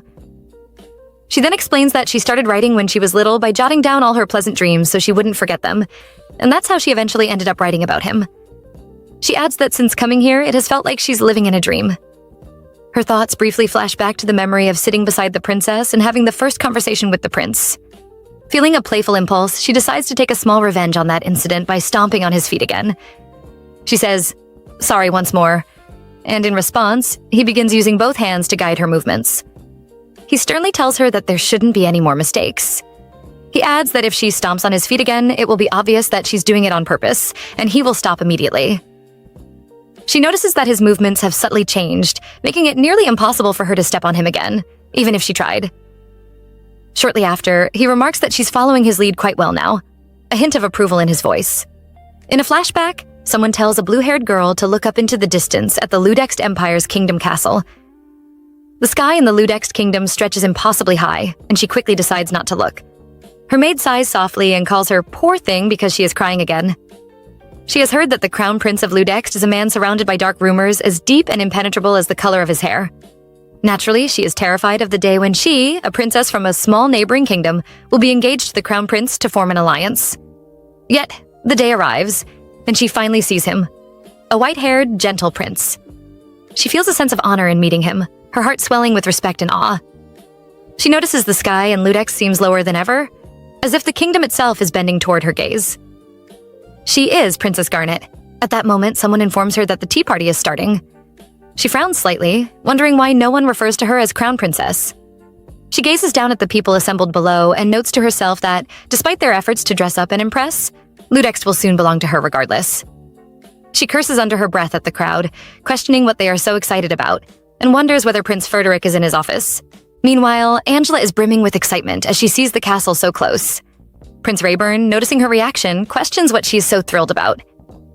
She whispers to Mano that it's the day of the banquet and hesitantly asks if Rayburn is nervous at the moment. He explains that it's been a long time since Rayburn has attended a banquet at the castle, especially one of this magnitude. Angela understands and recalls that he was once chased out of the castle when he was dethroned from his position as crown prince. They continue whispering softly for a while, and then Rayburn instructs her to get off the vehicle but reminds her to make sure she arrives at the banquet on time. He warns that otherwise she will only dawdle around with nothing to do. She insists that he take her along, and Mano is also asked to step aside. He questions if the prince will be all right by himself, and Rayburn replies that he wants some peace and quiet for a moment. Then he instructs Nano to go around and check what the atmosphere is like, and he accepts without hesitation. As he walks through the crowd, he immediately notices that the mood feels restrained, as usual. Angela quietly questions if he is nervous, and he simply shakes his head, saying no. She then requests that he show her around the village. A sudden noise captures Mano's attention. He quickly looks in the direction of the commotion and hears people talking about the tea party. In that moment, he realizes the reason Rayburn instructed Angela to arrive later. At another end, Princess Garnet thinks to herself that everyone seems to be acting as if they are at war with one another. The people around her praise her, calling her the Crown Princess, which makes her blush in embarrassment. She responds politely that she feels embarrassed because they are still only engaged. Some of them ask if she is planning to announce her marriage at the upcoming banquet, while others remark that they are curious to see how handsome the prince will look when he arrives. Then someone asks if it's true that the first Prince Rayburn will be attending the banquet. The words echo in Garnet's mind. Prince Rayburn Espalindo, deep and dark. Her teacup slips from her fingers and falls to the floor immediately. Concerned voices ask if she is all right, and she apologizes, explaining that she got nervous because it has been so long since the last banquet. Soon, a lady walks in and informs everyone that she saw the first prince, Duke Rayburn. She adds enthusiastically that he is so handsome and tall, just as the novels describe him. Garnet quickly stands, announcing that she will take her leave to continue her preparations. Immediately, the conversation continues around her, and Garnet feels a wave of irritation. She notes that these people were on her side earlier, gossiping and chatting, and now they seem so easily impressed. She wonders aloud what could be so great about someone who has been dethroned and stripped of his title as crown prince. Meanwhile, the nervous Prince Rayburn quietly asks a guard about his sister, Princess Hoya, and instructs him to inform her to come see him as soon as she arrives. Suddenly, as Garnet reminds someone to call her Crown Princess, she bumps into a figure and instinctively turns around. Her gaze meets Rayburn's, and for a moment, time seems to pause. Meanwhile, the lady who arrived earlier comments aloud, spilling that it must feel strange for Garnet, considering her original fiancé was the first prince after all. Someone nearby warns her that Garnet is still present. Princess Garnet, meanwhile, stares intently at Prince Rayburn, trying to steady her thoughts, while he quietly notes to himself that if she truly is the princess, then she will one day become the Crown Prince's wife. Her maid leans closer and whispers who Rayburn is, prompting Garnet to realize that she should properly greet him. Gathering her composure, she bows slightly, and Rayburn bows in return, greeting her formally and introducing himself. Garnet is surprised. She cannot believe that the person she had once feared bows politely to her. The onlookers watch the exchange, considering it strange and out of the ordinary. Meanwhile, the General Chancellor, observing from a distance, wonders if Rayburn arrived without his usual attendants, and he is concerned about the author because the assassin he sent has not yet returned. Despite this, Prince Rayburn calmly remarks that he and his sister will greet Garnet properly in the banquet hall, leaving little room for speculation. Garnet, still curious about his expression, reaches out toward his face, questioning if he is feeling unwell, noting the worry etched across his features. She politely offers to accompany him to his room, showing concern. As he gently takes her hand away from his face, he instructs her to refrain from actions that might cause misunderstandings, reminding her that many eyes are watching their every move. Shortly after, he hears the Chancellor state that he is going to see the Crown Prince. Rayburn walks away from Garnet, leaving her to quietly reflect. She notes inwardly that his personality seems no different from the rumors she has heard, yet she cannot help but think that his hands were soft regardless. Elsewhere, in a private room, a maid refers to Bourbon respectfully as Miss, and comments that she looks very pretty with her short hair, though long hair also suits her really well. Bourbon feels awkward. Oops, she's really a girl after all, and hits the glass covering the dress. The maid laughs, thinking she might actually consider wearing it. She responds that she's still thinking about it. Then the maid asks if there's someone she wants to look good for. Bourbon thinks about Prince Frederick and remarks that she wants to make him smile. Then he notices the Chancellor passing by, and he wonders silently what kind of threats the man will try to use this time. He walks along the corridor, dismissing the guards stationed at Frederick's door, noting to himself that he will personally guard the entrance. As he continues, he overhears a conversation suggesting that Frederick shouldn't put it off any longer, but should propose in front of everyone at the banquet, so that no one can do anything foolish. Bourbon nods silently in agreement. Meanwhile, in the walkway, Garnet spots Prince Frederick approaching at a brisk pace. She wonders aloud where he is rushing to when the banquet is about to begin. He remains silent and walks past her without so much as sparing a glance. Garnet reflects inwardly, thinking that even the infamous first prince had bowed politely to her. She wonders how Frederick dares behave like this, considering he only became crown prince through a battle for the position. Her thoughts linger. The first prince was actually of higher status than Frederick, so shouldn't he treat her better? After all, she was supposed to marry the first prince, Rayburn, who was superior to him in rank. Distracted by her thoughts, Garnet slips on the stairs. Her maid gasps in fear, but someone catches her just in time. She thanks the person, assuming it is Rayburn, and notices the person smiling at her before walking away. Garnet reflects that he must have acted that way earlier because so many people were watching. Soon after, Princess Hoya bursts into laughter as she enters a room. She finds what happened earlier hilarious. She had come all wrapped up to check on how things were going, and everyone had assumed she was Rayburn. Hoya remarks that she made her brother some more fuss, especially on the staircase. Rayburn, unfazed, questions what took her so long. She responds that he scared her half to death and wonders why he is sitting there looking so gloomy. She asks about Mano and Angela, and he explains that he told them to arrive on time for the banquet so they could avoid the attention of the other nobles as much as possible. Hoya is surprised to learn that he came alone and wonders how he managed to handle the gazes of so many people. Rayburn remains silent, and Hoya observes him carefully, concluding that the author isn't the problem here. She walks up and hugs him, teasingly noting that he is still a scaredy cat. At another angle, Prince Frederick stands gazing out over the city, wanting some quiet time and fresh air. Bourbon, who has followed him, apologizes, reminding him that guarding him is his duty. He also notes that everyone will begin searching if Frederick remains outside for too long. Frederick listens quietly, then notices chatter below. Looking down, he sees Mano and Angela hurrying along, clearly aware that the prince must be waiting. Frederick, with a small smile to himself, wonders if Angela came wearing loafers today as well. At the moment, Mano is standing at the entrance of the hall. A guard approaches him and informs him that they are about to shut the doors, explaining that the banquet is about to begin. Mano immediately pleads for more time, asking the guard to wait just a little longer. Meanwhile, Angela is nowhere to be seen. She wanders around elsewhere, clearly lost, wondering where exactly she is and how she ended up in the wrong place. Soon, an announcement echoes through the hall, declaring that Prince Rayburn Espalindo and Princess Hoya Espalindo are now entering. As they step inside, Hoya expresses her gratitude to Angela, noting that thanks to her, they are able to attend the banquet at all. Rayburn's gaze immediately shifts toward the entrance, where he notices Mano standing alone. He silently wonders where Angela could be at such an important moment. Not long after, another announcement follows, introducing the arrival of Ludext's crown prince, Frederick Schwandel, along with Vestia's princess, Garnet Osley. The Espalindo twins greet them accordingly. Garnet offers Rayburn a warm smile, while Hoya suddenly realizes that Garnet is the same lady she encountered earlier on the staircase. The recognition lingers briefly in her thoughts. The crown prince then steps forward and welcomes everyone present. He expresses his gratitude to all the guests, giving special thanks to the 2 members of the Espalindo family who led their nation to victory. He also thanks them sincerely for accepting the invitation and honoring the banquet with their presence. As the speech continues, Hoya quietly tells Rayburn not to cower, reminding him that things are different now compared to before. Just then, a door opens unexpectedly, drawing attention. Angela walks into the hall, apologizing openly for being late. Hoya immediately wonders why Angela entered through that particular entrance, while Mano subtly signals her from where he stands. Murmurs spread among the guests as people begin to wonder who she is, questioning her audacity to walk in while His Highness is speaking. Some remark that she has no class or dignity, while others speculate that she might be an undercover paparazzi.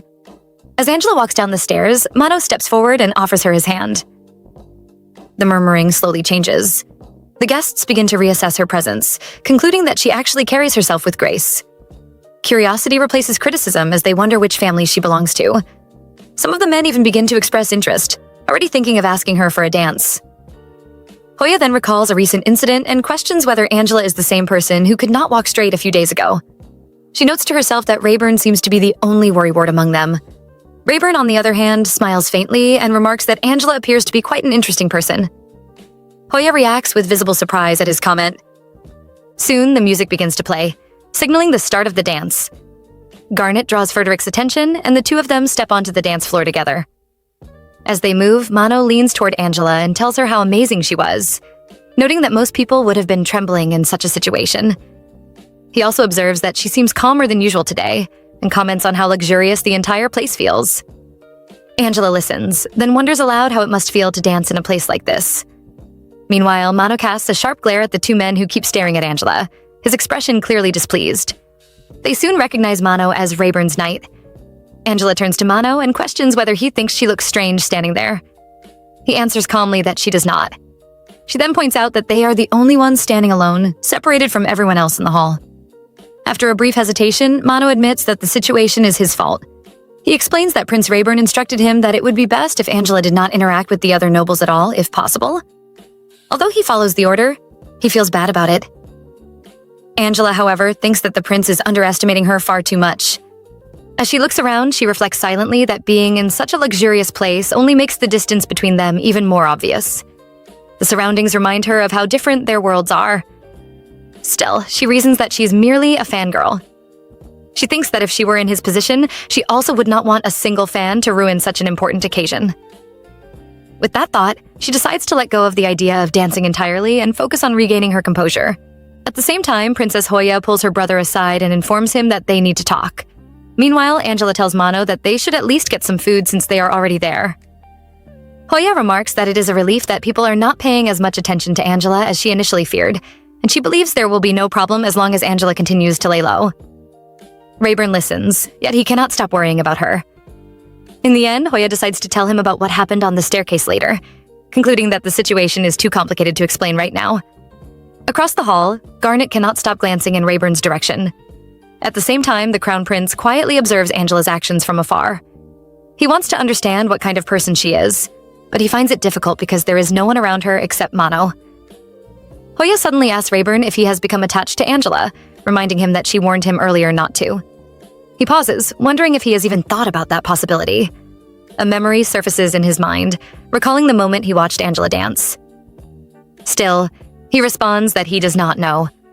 Hoya clicks her tongue and tells him to fix his habit of glossing over things with vague answers. Not long after, Garnet notices movement and questions where Prince Frederick is going. Her words draw attention, and the people around her express surprise as Frederick walks across the hall. He stops in front of Angela and asks her for a dance, adding that it would be rude of him to leave a beauty like her standing alone in a corner of the banquet hall. Angela's mouth opens in shock. The surrounding guests murmur among themselves, noting that this is the first time he has ever done something like this. Garnet watches in disbelief, wondering who Angela is and what exactly is going on. Hoya grows visibly worried, while Rayburn instinctively moves forward. She immediately cautions him, warning that it will become strange if he approaches as well. Nearby, Mano wants to decline on Angela's behalf, but Bourbon quietly reminds him that mere knights like them should not interfere in such matters. With that reminder, Mano steps aside and remains silent. Angela understands how strange it would be to refuse the Crown Prince's request. She reminds herself again that she is just a fan and that she is not allowed to ruin an event like this. As Rayburn struggles, he tells his sister to let go of him. At the same time, Angela accepts Prince Frederick's request, placing her hand in his. Hoya slowly realizes that her brother is the one who taught Angela how to dance. She watches the movements more closely. At the same time, the Crown Prince, who is now dancing with Angela, remarks that he is glad to see her again. He asks how her stay at the Duke's mansion has been so far. Angela answers honestly, saying that Rayburn is a kind individual and a wonderful man. Even as she speaks, her gaze shifts slightly, and she wonders why Rayburn looks so sad from behind. Suddenly, their feet bump lightly against each other. Angela immediately apologizes, startled by her own mistake. Frederick reassures her calmly, telling her that there is no need to be nervous. His voice is steady, and it helps ground her. She recalls the Duke's earlier instructions clearly, remembering how he told her to lift her head, keep her eyes on her partner, and follow the rhythm they share. With that thought, she steadies herself. She then tells herself that there is nothing to be sad about. Not here, and not now. Deciding not to let her thoughts drift elsewhere, she focuses on the music and the movement. Frederick notices the change almost immediately. He sees that she is finally smiling, genuinely this time, and he smiles back in response. From a distance, Rayburn watches the two of them. As he observes the scene, he questions what he is doing, thinking that he looks like an idiot standing there. Without lingering any longer, he begins to leave the hall. A lady approaches him and asks for a dance, but he ignores her completely and walks past. The lady, left behind, turns to her friend and comments that his expression was intimidating. She concludes quietly that perhaps novels truly are nothing more than fiction after all. Meanwhile, Frederick asks Angela whether she finds it comfortable dancing with him. She answers that she is grateful because his lead is easy to follow. Hearing this, he feels relieved. Angela, on her part, thinks that her reply sounded surprisingly sophisticated. At the same time, she notes to herself that he must be surprised that she is actually good at dancing. Her eyes drift again toward the direction where Rayburn had been standing earlier. She looks carefully, only to realize that he is no longer there. The realization distracts her for a brief moment. Suddenly, her foot twists awkwardly. Frederick notices immediately and sees that she is wearing loafers. Instead of drawing attention to it, he asks softly if she is all right. In one smooth motion, he covers her with his cape, shielding her and preventing others from noticing her shoe. She apologizes again, admitting that she keeps causing him trouble. Frederick responds calmly, saying that perhaps he should not have insisted in the first place. Angela quickly says that it is all right, trying to ease the moment. He then suggests that they stop dancing there. She nods in agreement, remarking that others are surely waiting for him. With a polite bow of her head, she thanks him sincerely for the dance. As she returns to the side of the hall, Mano immediately notices her and asks if she is all right. She answers that she is fine, then steps outside to get some air. Mano watches her leave, clearly concerned, but saying nothing further. From inside the hall, the Crown Prince keeps his gaze fixed on her retreating figure. Nearby, the Chancellor curses under his breath, noting that Frederick is becoming more and more out of control. As his thoughts churn, he suddenly realizes that the girl Frederick danced with must be the author. This realization unsettles him. He begins to wonder whether the assassination failed after all, and his mind immediately turns toward making new arrangements. Glenn, standing close by, expresses fear when the Chancellor suddenly drops his glasses near him. As he bends to retrieve them, the Chancellor reflects inwardly that a good disguise is truly a double-edged sword. At the same time, he considers the situation a complete mess, because he never imagined that things would spiral into something like this, nor did he expect to be drawn into such complications. Outside the hall, Angela stops and slaps herself lightly, trying to snap out of her thoughts. She wonders what is wrong with her and questions why the Crown Prince would ask her to dance in the first place. She considers whether he was trying to get information out of her, especially since she recently joined the household of his political opposition. Even so, her mind drifts back to his kindness earlier, when he covered her shoes with his cape so no one would notice her loafers. She feels a wave of regret that her shoes slipped off in the first place and silently hopes that Princess Hoya did not see the embarrassing scene. Her thoughts then shift naturally to Prince Rayburn. She turns toward a nearby window and looks through it, spotting him standing there. She wonders what he is doing in that place and what might be going through his mind at that moment. Soon after, Garnet approaches Prince Rayburn and calls out to him. She asks gently whether something is weighing on his mind. From where she stands, Angela suddenly notices Garnet hugging Rayburn, and she cannot hide her surprise at the sight. Angela wonders if the situation between the two of them is appropriate. As she lingers in her thoughts, a lady suddenly approaches her and asks whether she is not the same person who danced with the Crown Prince earlier. The lady continues eagerly, saying that she has been hoping to chat with her, and then questions what Angela is doing standing alone in that area. Angela remains silent, caught off guard. The lady tilts her head and asks if something is wrong. After a brief pause, Angela lies and says that she lost her way. The lady laughs lightly and tells her to spill the tea instead, clearly more curious than concerned. Meanwhile, Rayburn pulls Garnet aside, creating distance between them. He notes calmly but firmly that he has already warned her once today. He then adds that he is not sure why she is acting this way, but reminds her that His Highness, the Crown Prince, will start to worry if she remains absent for too long. Garnet scoffs slightly and responds that Frederick does not care about her in the slightest. Still holding Rayburn's hand, she questions how much better everything would have been if he were the one standing by her side as Crown Prince instead. Before Rayburn can respond, Angela suddenly raises her voice, exclaiming about how beautiful the fireworks are in the sky. Both Rayburn and Garnet notice the shout, and Garnet instinctively pushes him away. She quickly convinces herself that no one noticed their closeness and decides that she must be more careful from now on. At the same time, she wonders who the people shouting about the fireworks might be. The lady standing near Angela suddenly recognizes Rayburn. As Rayburn notices Angela, he steps back into the hall. From where she stands, Angela begins to wonder whether she did the right thing by drawing attention earlier. As Rayburn walks through the doorway, Garnet follows after him and apologizes for pushing him away earlier. He responds evenly, saying that it is fine and that he will pretend he did not hear what she said back then. Garnet, however, interprets his calmness differently. She believes that he must have feelings for her as well and questions him about it directly. Rayburn makes his stance clear, stating plainly that he never had feelings for her. With that, he turns and walks away, leaving her behind. Garnet is left confused, wondering what the incident on the staircase was truly about, especially since she believes he was the one who initiated it. As these thoughts linger, she recalls the moment the twins entered the hall earlier and remembers noticing Rayburn's sister. She thinks to herself that no one would be able to tell the difference between the twins if Hoya dressed like a man. So she wonders if Princess Hoya played a trick on her. Meanwhile, Mano, who is standing at the entrance, notes that Angela is taking an unusually long time. Suddenly, he hears a lady telling others that she just met Angela, and he assumes that Angela must be feeling better now. Hoya then calls Mano's attention. He responds and explains that he was about to leave to find Angela. She gives him a task to carry out while he searches for her. Angela is sitting in a quiet room as thoughts run through her mind. She notes that if she asks the prince about what happened earlier, he will not tell her the truth. Blen walks in carrying several glasses. She immediately yells that he is there without the prince's permission again, and she adds that she will report him. Blen is surprised to see her, but he promises to give her just one paparazzi drawing. He pleads with her not to report him, explaining that this work is his lifeline.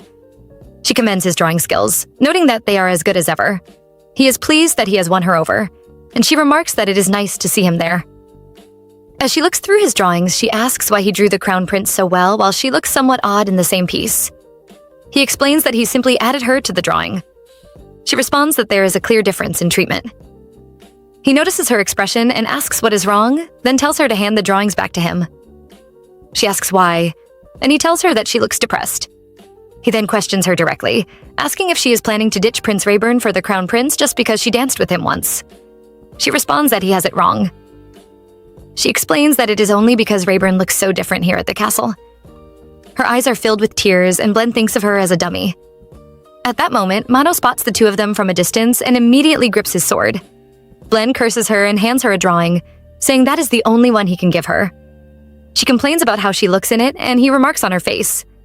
She tells him to keep quiet and asks for a more decent one. Meanwhile, Mano pulls out his sword but notices someone close and attacks, only to realize it is Prince Rayburn.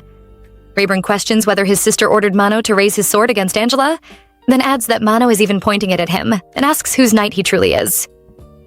The earlier noise causes Angela and Blen to flee.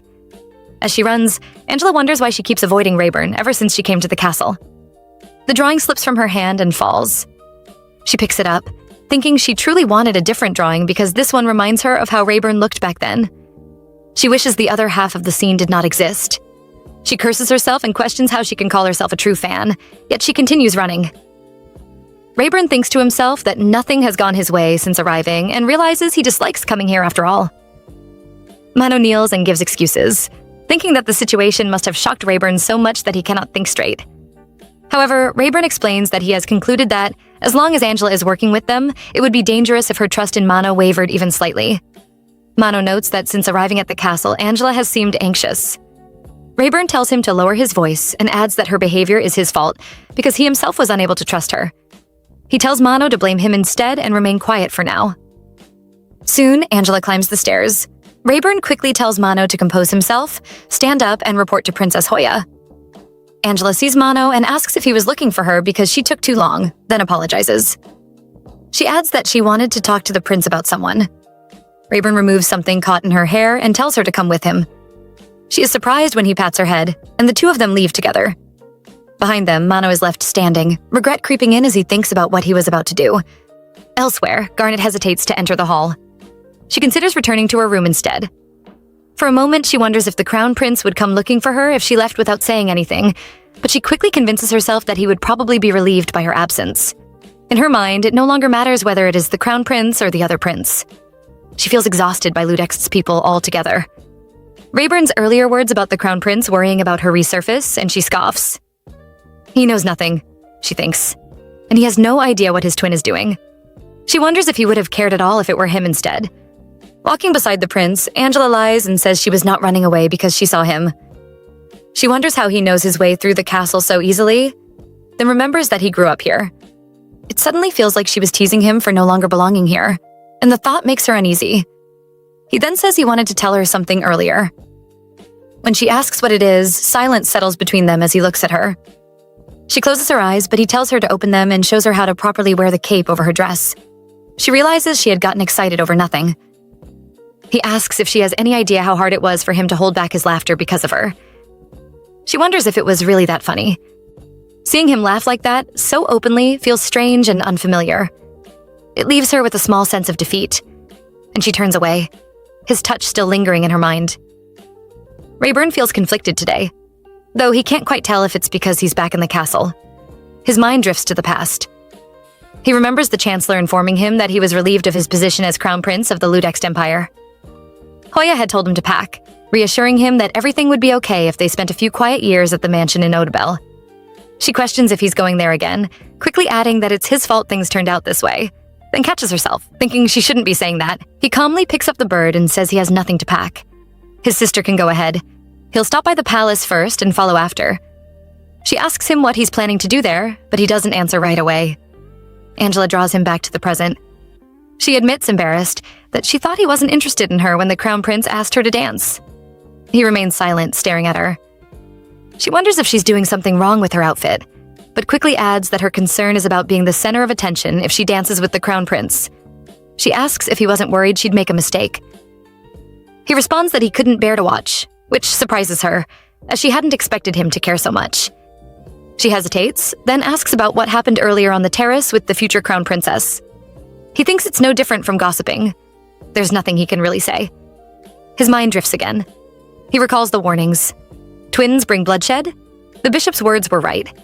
The first empress, their mother, pleads for reason, while the general explains the second empress. His younger sister was assassinated. Rayburn listens, fuming, questioning if the first empress even knows about the terrible rumors circulating outside. The man reading asks the king if he should continue, and His Majesty agrees. Back in the present, Angela wonders why he isn't answering her like usual. She shrugs it off, noting that he looks handsome today. She chats casually, guessing he's lost in thought, then suggests they head back to the palace. Meanwhile, Rayburn recalls more of the past. His sister had warned that she couldn't stop him from going if he had to, even amid everything happening. He would have to take an ordinary carriage. Old Man Mac, their coachman, and nearly everyone else had already left. She may not know what's waiting there. Rayburn's attention snaps back as he sees her moving to leave. He stops her gently, saying he's afraid and can't explain what happened on the terrace just yet. She smiles and responds that she can't wait until he's ready to explain. Then she admits that she thought he approached her because of what she just said. Curious, he asks what she meant, and she tells him she said she wanted to dance with him. He feels like laughing, but instead remarks that she really never changes. An insect flits around them, landing briefly on their hands before flying away. Finally, he agrees to dance, noting that she's worked hard all week, but he insists they stay here, as he isn't going back to the banquet hall. She accepts gladly. Meanwhile, in the hall, Princess Hoya reflects on Rayburn. Ever since she saw how heartbroken he was after losing a baby bird he'd grown attached to as a child, she's always wanted to take care of things before Rayburn could get too attached. She hated seeing him whine when they shared the same face, but when the time came, she doubted herself and pushed the decision to Mano. If Mano and Rayburn chose to trust Angela, she reasons, then Angela must be worthy of that trust. Gossip spreads that Rayburn apparently rejected some ladies rather harshly earlier. Some people wonder why the new scholar isn't present, noting they had so many questions for her. Others say that Madame Lowell went to look for her. Meanwhile, many consider the Crown Prince reliable because he is staying until the end of the banquet. Someone approaches Rayburn to ask about the Princess Garnet announcement. He declines, noting he has nothing to announce. With the chatter around him, Hoya steps forward and asks one of the nobles to dance. Mano is surprised and wonders if she thinks everything will turn out fine, since new rumors are bound to spread after the banquet. She calmly responds that things are going the way Frederick wants for now, but it doesn't matter. As long as the author is on their side, they only need to keep their focus on the bigger picture. Outside, Glenn is absorbed in sketching Rayburn and Angela as they dance. He feels relieved, finally able to put effort into a scene he truly wants to draw. Lady Lowell and the others notice the pair dancing and are surprised by how beautiful the scene is. They remark that Rayburn looked cold earlier, but now, he clearly has a romantic side, just like in the novel. The General Chancellor overhears the ladies discussing the story and mutters in frustration, noting that they're really getting on his nerves. Back then, the General Chancellor wondered how long Frederick intended to keep whining. He remarked that his mother would be upset to see him like that, then handed him a robe and instructed him to wear it. His Majesty was holding a conference that evening regarding Crown Prince Rayburn. Frederick asked fearfully why, but the Chancellor told him not to ask unnecessary questions. He added that it was for his older sister, so Frederick just needed to obey. It's all a dream. Frederick wakes up thinking he didn't expect disobeying his uncle's order to marry to be this exhausting. He remembers that he didn't even go see him after the ball and wonders if his uncle has finally given up, but he knows better. He wouldn't give up so easily. Outside his room, the guards change shifts. The one leaving breathes a sigh of relief, saying he'd rather guard the underground prisons than stand idle here. Shortly, Frederick notices an insect jump onto the novel on his table. He decides to step out for some fresh air. At Rayburn's mansion, he arrives at the author's library. The lights have been on since dawn. A note on the door reads, "Hard work in progress, do not enter." He opens it anyway, thinking he knows her well. She will catch a cold and complain all day. On the table, another note reads, "Ms. Librarian, if you see this, please keep it a secret from the prince. I'll be back soon, and I doubt he'll let me out at night." Walking with Lizzie, Angela says it's so nice to finally go on a walk now that the banquet is over. She suggests they do it again before heading back. Lizzie agrees and adds that she can't wait to give her friends the mugs with the prince's image. Angela hopes she hasn't been caught yet, but Lizzie draws her attention to something, a scene of the banquet being reenacted. In the scene, Rayburn appears harsh while Frederick stays cool. Lizzie screams, insisting their prince isn't like that. She also notices that this is the first time the mugs haven't sold out and wonders if something unusual really happened at the banquet. Angela admits she isn't sure. They overhear rumors that Frederick only showed his face briefly at the banquet before leaving, which some consider rude. Others say he lets his knight do all the work. Angela decides to work hard on the sequel. Soon, a masked person approaches the two girls. They realize he is the octopus vendor, a diehard Duke fan who always defends him and talks about the novel. As he comes closer, the scene of Angela dancing with the Crown Prince plays in their minds. Lizzie asks what it was like to dance with him. Angela thinks back, remembering that at that moment, the firefly's light was far prettier than the banquet hall's lights. The masked man standing beside them leans closer and says the rumors about Angela dancing with Prince Rayburn in the garden seem true. Angela freezes for a moment, then realizes the man is the Crown Prince. He whispers for her not to shout, explaining he came out in secret. Then he asks how it felt as he dances with him. Something had happened earlier, he notes, but they are safe now. Angela apologizes for causing him so much trouble. He smiles and says it's thanks to her friend that he was able to escape after all. She laughs, marveling at how things turned out this way. A moment ago, people around him recognized him when Lizzie yelled. Angela feels flustered as the paparazzi chase them on horseback, but somehow she manages to get on a horse herself. Now, the Crown Prince tells her he should apologize. It's his fault for not knowing the way and for needing her help. Angela is glad she could assist. She can hardly believe she met him this early in the day in a place like this. She decides to watch her words and leave quickly, fearing she might make a mistake. Still, she guides him, describing the path he should follow to reach the castle as she dismounts. He remarks how lucky he is to have met her after getting lost on the streets. Angela wonders why he came alone. He explains that it's hard for him to relax in the palace. So many nights, so many responsibilities, and he couldn't stop thinking about her. Especially after she left him mid-dance at the banquet. Angela feels a pang of guilt. He continues, noting that he's always tied up in the castle, so finding his own way is difficult, which is why he got lost. Angela wonders what he means by tied up, recalling how, back when they were children, Rayburn would tremble whenever she got close to the birdcage he was trapped in.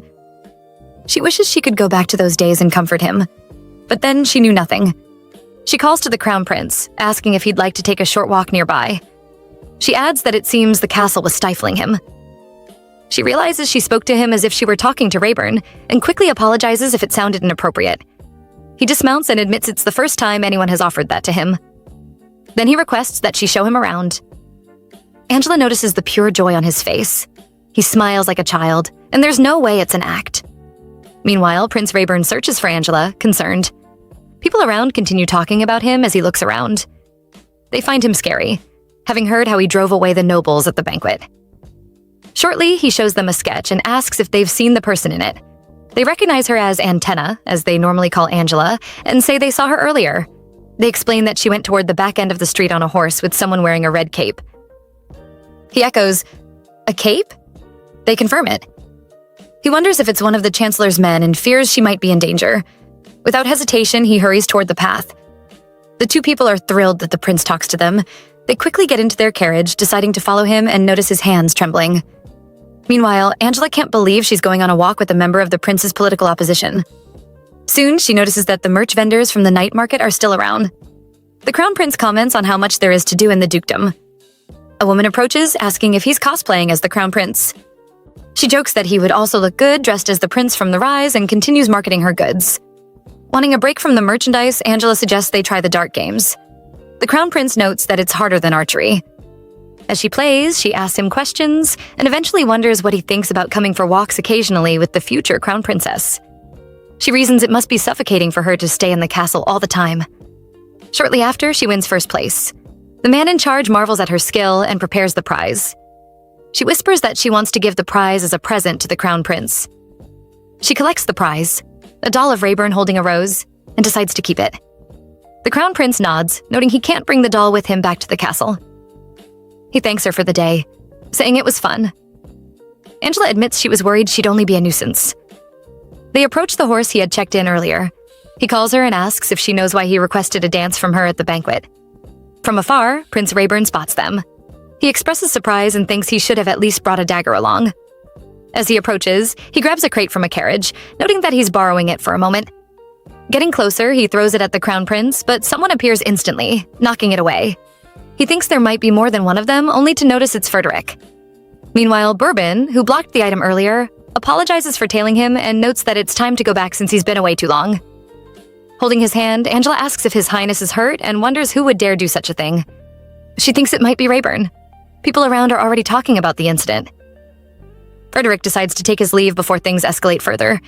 He tells her to pass his greetings to the Duke, since the Duke will probably know it was him. She accepts and asks what he was about to say earlier. He responds that they should save that for another day, and casually asks if she would accompany him on another stroll if there's a chance. She hesitates, unsure how to answer, and he leaves. Angela thinks the commotion might die down for a while after the banquet, but she decides to go pay for the dolls she picked up from the items thrown at the Crown Prince. She spots Rayburn standing there, speechless and looking sad. She tries to explain why she snuck out.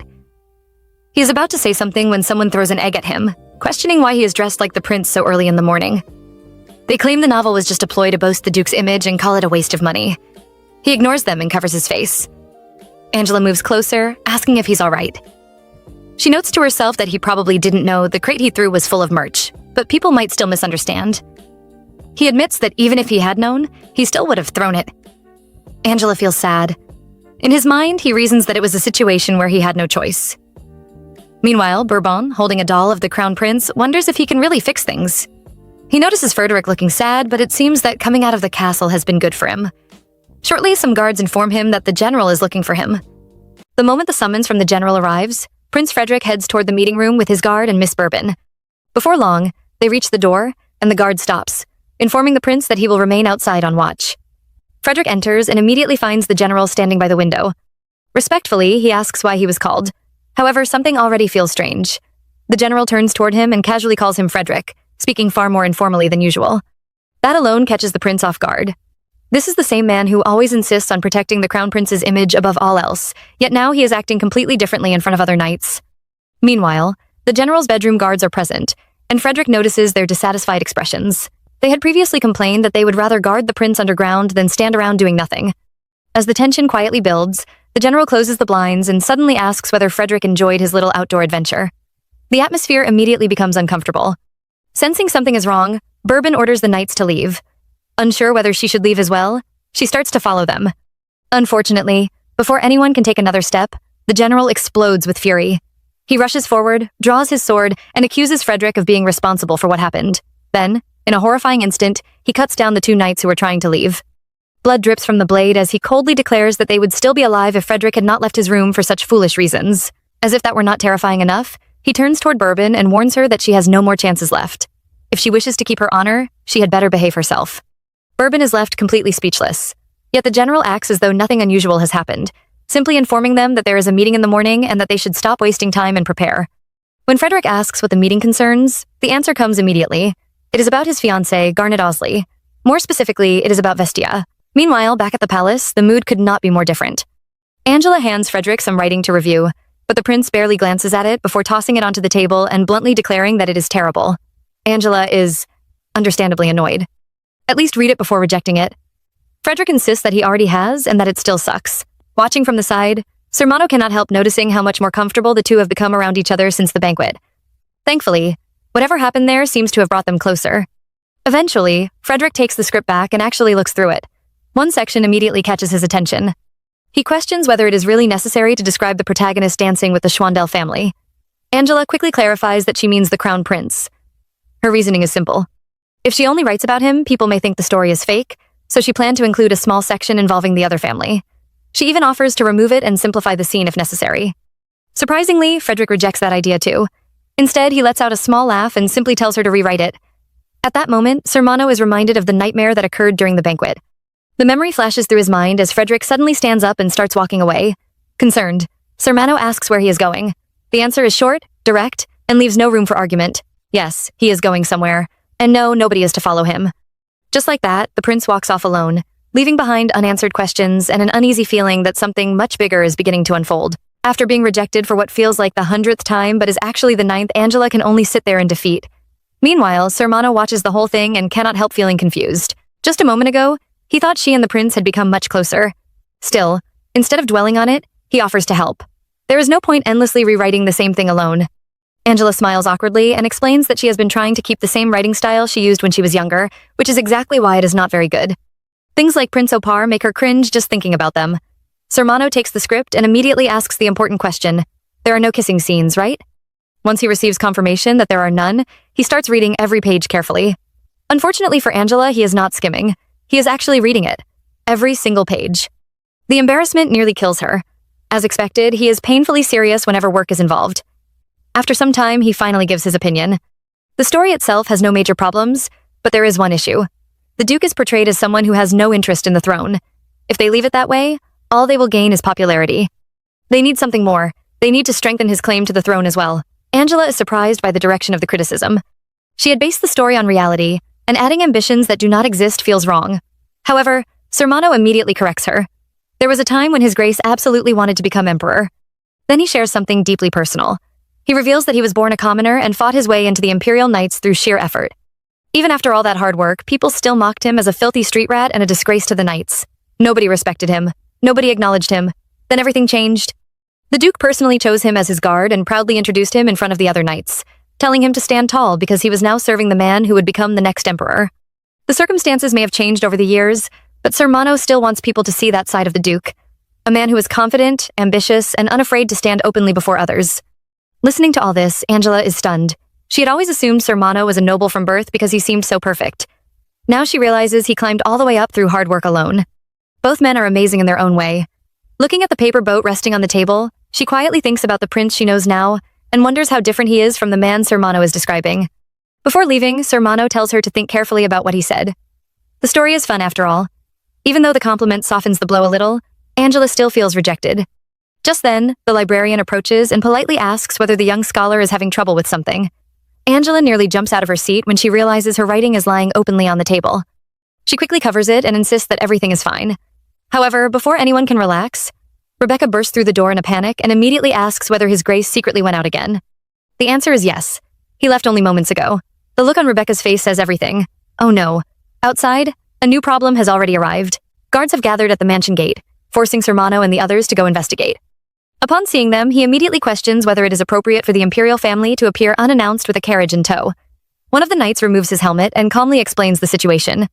He has come under orders to bring the Vestian scholar currently staying at Duke Rayburn Espelindo's mansion to the imperial estate. According to him, the order was issued after the previous meeting. The moment Angela hears the words Vestian scholar, her heart nearly stops. Of course, she had been hiding her true identity by claiming she came from Vestia. Before she can react further, Sermano firmly refuses.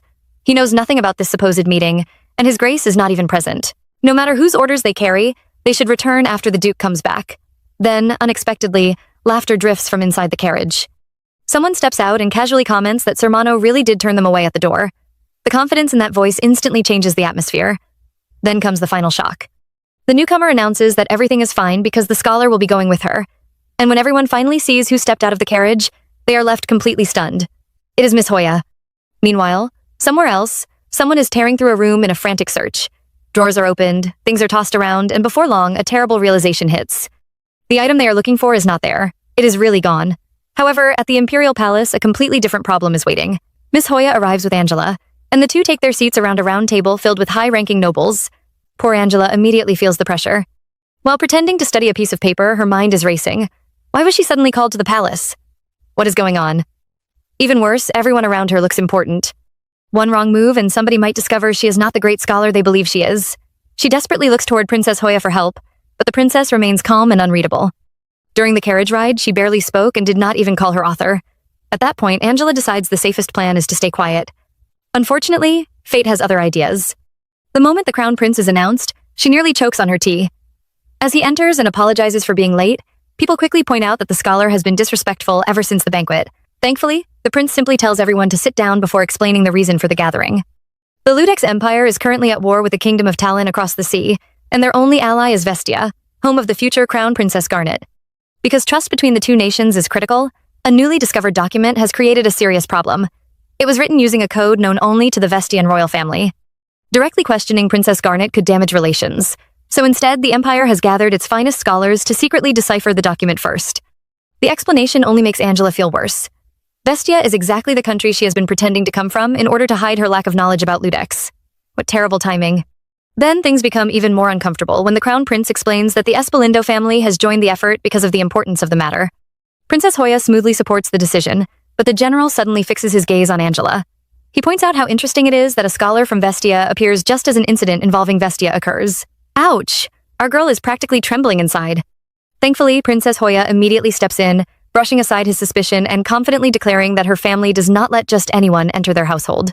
The general backs down with an apology, though not before commenting on how bold the Espelindo family remains. Hoya fires back just as calmly, remarking that the general himself seems much bolder than before and that he reminds her of the past. The tension is thick enough to cut with a knife. Quietly, Hoya reaches over and touches Angela's hand, offering reassurance. Looking around at the people working for the Empire, Angela begins wondering if she can become useful too if she works as hard as Sermano. Meanwhile, the general folds his arms, clearly unimpressed. Then, out of nowhere, the Crown Prince glances toward Angela and casually repeats her earlier words about the coffee being bitter. That strange little comment leaves her completely confused. Did he just copy what she said? Before she can think about it any longer, the general pushes the meeting forward, and the prince announces the final decision. For the next 5 days, all of the scholars gathered here will remain in the main palace and work on decoding the mysterious document. Just like that, Angela finds herself trapped in the middle of a sensitive political mystery tied directly to the country she has been pretending to come from. Back at the mansion, Prince Rayburn finally returns home only to discover that Miss Scholar is nowhere to be found. Sir Mano quickly explains that Princess Hoya took her to the central palace and that Sir Therode came along as well. Realizing what happened, the prince simply remarks that he arrived too late and calmly thanks Sir Mano for taking care of things. The poor knight seems more concerned than the duke himself and tries to continue the conversation, but Rayburn cuts him off, announcing that he is going to sleep and that everyone can leave. Sir Mano can only stand there awkwardly, wondering why the man looks so indifferent. Isn't he worried about Miss Angela at all? After wishing him a good rest, he leaves the room. However, things immediately become suspicious. Rayburn quietly sips his tea and glances at the toys Angela left behind. Then a servant arrives to check on him, worried because he never came down for breakfast. But when the servant and maid inspect the bed, they discover nothing but a blanket covering a pile of toys. The Duke is gone. Again. Moments later, panic spreads through the mansion as they rush off to tell Sir Mano that his grace has disappeared. Meanwhile, at the palace, all the scholars remain inside the secret library except for one person. Angela. Our girl is wandering through the enormous palace grounds completely lost. She only stepped out because her head hurt, but now she cannot stop worrying. How is anyone supposed to crack a secret code used only by the Vestian royal family in just 5 days? Even the fanfiction she wrote about the prince was rejected, and at least she had some information for that. She wonders whether the prince already knows what happened to her. Last time, he came looking for her right away, but lately he seems upset and avoids the palace. She probably will not see him until all of this is over. Determined to handle things herself, she decides to gather information little by little, just like Sir Mano would. Unfortunately, she knows almost nothing about present-day Vestia. Then, by chance, she overhears 2 maids talking after dropping food. They mention that the future crown princess barely eats anymore, and has been talking constantly about her homeland. The moment Angela hears Vestia, her ears practically perk up. She offers to help the maids clean up and ends up chatting with them. Before long, word spreads among the palace staff that the young scholar from the Espalindo family is surprisingly easy to talk to. People even find themselves asking her for advice and forgetting that she is supposedly a high-ranking noble. Sitting alone afterward, Angela realizes she gathered plenty of rumors, but what she really needs is information directly connected to Vestia. Just then, a shadow appears over her, and she looks up to find the crown prince standing there. Instantly startled, she jumps to her feet. Surprisingly, the prince is unusually friendly. He admits that the entire task is ridiculous. Deciphering a foreign nation's secret code in only 5 days is almost impossible. He even apologizes for suddenly bringing her to the palace and reveals that he was the one who personally recommended her for the job. Suddenly, everything makes sense.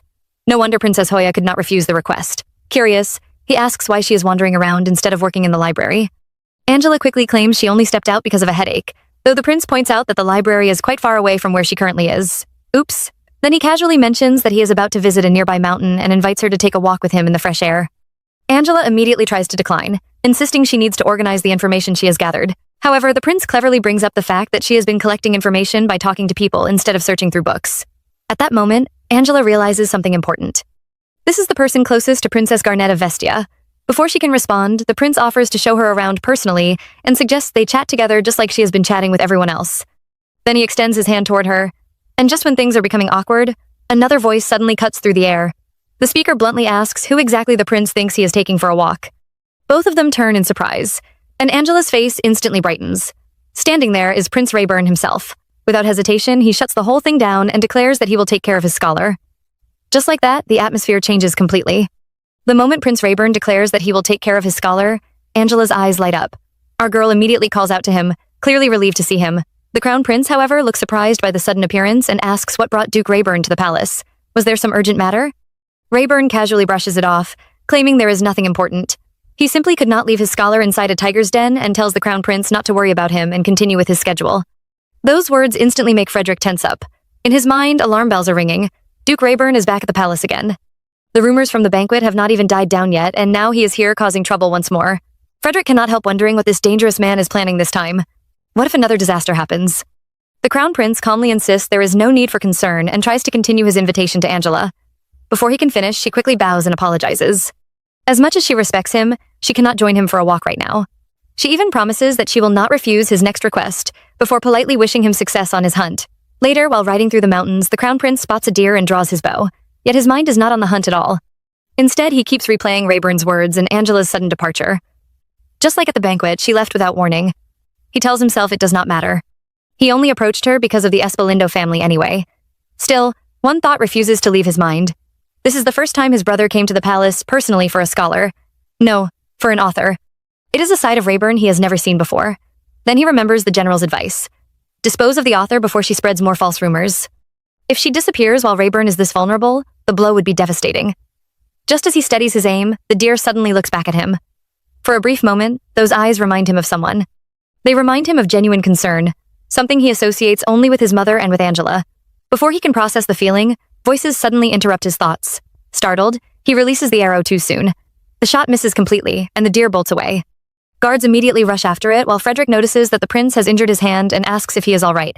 Meanwhile, Angela and Rayburn return to the palace together. As they step down from the horse, she worries about him instead. She knows coming to the palace is not easy for him and gently points out that Princess Hoya is already here, so there was no need for him to worry so much. Unable to directly hold his hand, she lightly grabs the glove covering it. Rayburn simply asks what worry she is talking about. Hearing that, she cannot help smiling to herself. After all, he came all the way here for her. Just then, an Imperial Knight suddenly calls out to her. Rayburn immediately becomes alert and reaches for his sword, ready for trouble if necessary. But instead of hostility, the knight hands Angela a book and a sandwich, thanking her for the advice she gave him earlier and encouraging her to enjoy the food while walking around. Angela instantly recognizes him as one of the people she spoke with before and happily thanks him. As the knight leaves, even Rayburn is surprised. In only a single day, she has not only adapted to the palace, but has also earned the goodwill of the people around her. Honestly, our girl works fast. Cheerfully holding the sandwich, she invites him to eat together on the bridge where they once danced.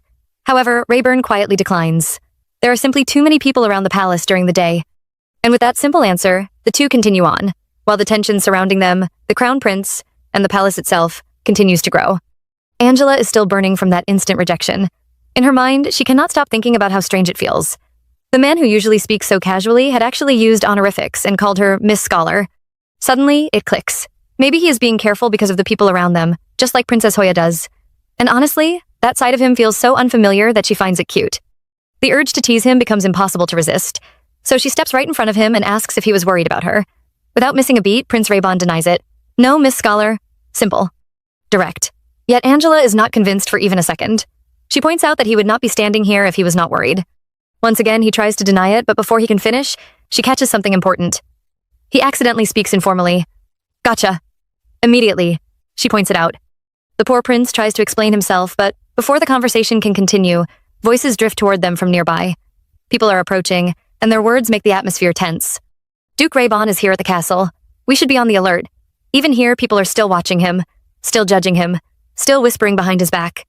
Meanwhile, Angela refuses to let him escape the question. She keeps pressing him for the truth, promising to pretend she never heard his informal speech if he just admits it. Finally, after all the dodging and denial, he leans closer and gives an answer that completely catches her off guard. Ever since long ago, you have been disappearing on me without a word. So, of course, I was worried. Then he sighs and reminds her that the castle is actually more dangerous during the day than at night. There are more people listening, more eyes watching, more chances for trouble. He tells her to always be careful and asks if she understands. And wow, our girl is completely stunned. Her heart suddenly starts pounding so loudly that she can barely think straight. Desperate to hide her reaction, she abruptly leans against him and asks if Otto is okay. Naturally, he is caught off guard and has absolutely no idea what she is doing. Angela quickly comes up with an excuse, claiming he is standing too close and that people might misunderstand if they see them together. But the truth is already obvious. She is the one struggling to stay calm after hearing those words. The phrase "ever since long ago" keeps echoing in her head. Her heart refuses to settle down. Embarrassed beyond belief, she finally pulls away, apologizes, and awkwardly laughs. Then she thanks him for worrying about her, even if she calls it empty talk. Before things become any more awkward, she practically flees the scene. But as she hurries away, she accidentally drops her book. Watching her leave, the prince picks it up and can only think one thing. Geez, how am I not supposed to worry? You are the one who came closer. Meanwhile, inside the palace, some of the nobles decide to step outside for fresh air. However, something else is happening in the shadows. Someone is secretly watching. Hidden above the stairs, an unknown figure studies the people gathered in the palace and quickly becomes suspicious.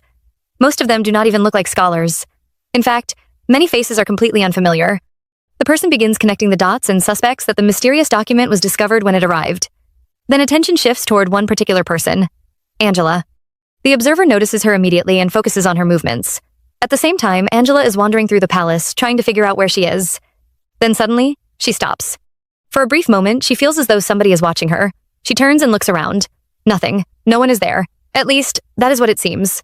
I thought someone was there. Am I seeing things? Unfortunately for her, she is not imagining anything at all. Someone really is watching. And as if things were not already suspicious enough, another pair of eyes lands on her. A blue-haired princess notices Angela and immediately freezes. Recognition flashes across her face. That blonde hair. She knows exactly who this girl is. It is the same girl she encountered before. The shock is impossible to hide. Why is she here? Meanwhile, The blue-haired princess quietly follows Angela through the palace, carefully matching every step she takes. The more she watches, the more suspicious she becomes. In her mind, this blonde woman from the Espalindo family cannot be ignored. Everyone claims she is from Vestia, and that immediately raises questions. Could she be connected to the disappearance of the document? And if so, how did the Espalindos even know what the document was? Still, another problem appears. She has followed Angela so far that she has wandered into a part of the palace she has never visited before. Honestly, how far is this girl even going? Meanwhile, Angela is completely unaware that someone is trailing her. Her thoughts are still stuck on Prince Raybon's words, ever since long ago. For the first time, he openly acknowledges that he remembers her, and that single sentence keeps replaying in her head.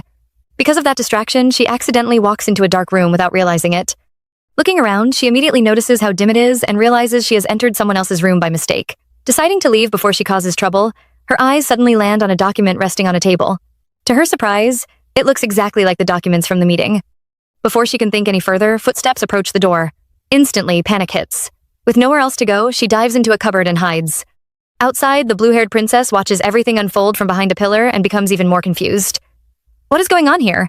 Even the general is involved. Things have suddenly become far more serious than she expected. A guard takes position at the entrance, but before long, he notices movement behind the pillar. Uh-oh. The princess immediately realizes she may have been spotted. At that same moment, Prince Raybon, who has been observing from above, sees that there is no way for her to escape. Without hesitation, he moves in and pulls her away from the danger. Back inside the room, things become even more terrifying. One of the knights begins searching every possible hiding place while carrying a knife. The general impatiently asks him to get to the point, but the knight insists there are plenty of places for sneaky rats to hide. And, unfortunately, our girl Angela is one of those rats at the moment. Curled up inside the cupboard, she desperately tries to think of a way out of this mess. Then her blood runs cold. The knife starts moving toward the very cupboard she is hiding in.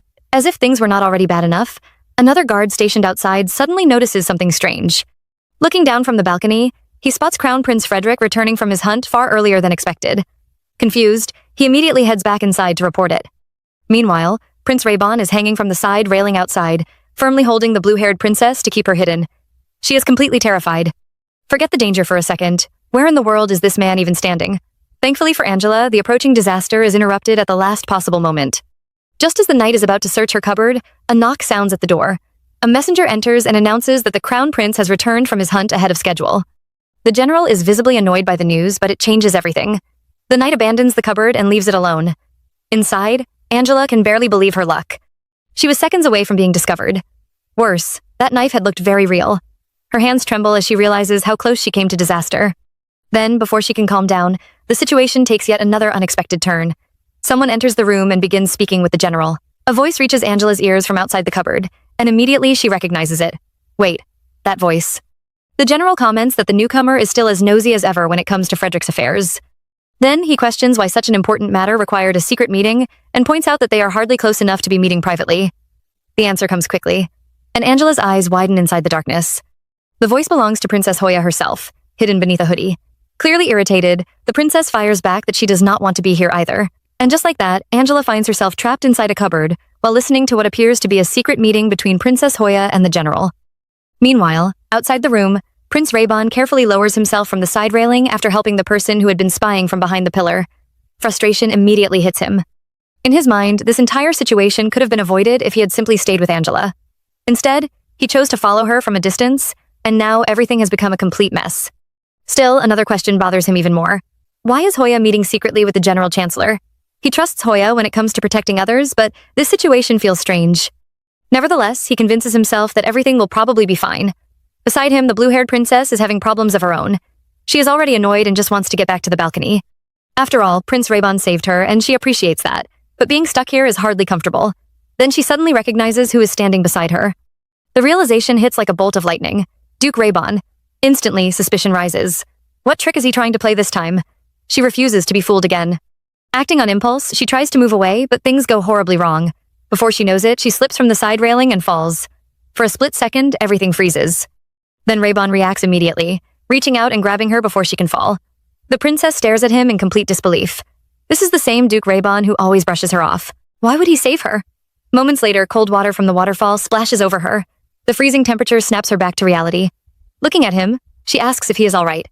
Instead of worrying about himself, Raybon pulls her safely out of the water and immediately checks on her condition. He apologizes for getting her soaked and asks if she is hurt anywhere. Thankfully, she is not injured. At that moment, it becomes clear that the person sneaking around and eavesdropping earlier was not Angela at all. It was the princess herself, secretly spying on Princess Hoya. Meanwhile, inside the general's room, the tension reaches a completely different level. Princess Hoya directly confronts the general chancellor, accusing him of suspecting that the Espalindo family is plotting something involving their ally, Vestia. According to her, he wants them to reveal their plans so he can strengthen his own position within the imperial family. The general only laughs at her accusation. He points out that she seemed confident during the meeting earlier, yet she must have been far more worried than she appeared. Hoya immediately fires back, reminding him that his dirty tricks had worked against them in the past. That comment clearly strikes a nerve. The general slams his teacup onto the table and demands proof that they have plotted anything again. Hoya calmly admits that she does not know. Inside, however, the general is furious. The look in her eyes reminds him of Raybon himself, and he finds it just as infuriating. To him, both of them are insolent. Still, his anger quickly shifts into curiosity. Suddenly, he realizes something. Hoya is not simply confronting him. She is negotiating. Amused, he admits he never expected her to approach him like this. Hidden inside the cupboard, poor Angela is having the worst day imaginable. First, she nearly gets discovered by a knife-wielding guard, and now she is trapped listening to a conversation she absolutely should not be hearing.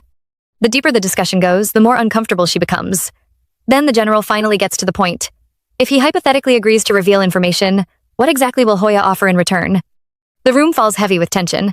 Angela holds her breath inside the cupboard. Then comes the answer that shakes her to her core. The general addresses her as Princess Hoya Raybon, and suddenly Angela realizes a truth she never expected. Before she can even process it, Hoya calmly makes her offer. At the next battle, she will give him Raybon's head. And just like that, the entire conversation transforms from suspicious to absolutely shocking. Hidden in the darkness, Angela is left stunned beyond words as the weight of those chilling words crashes down on her.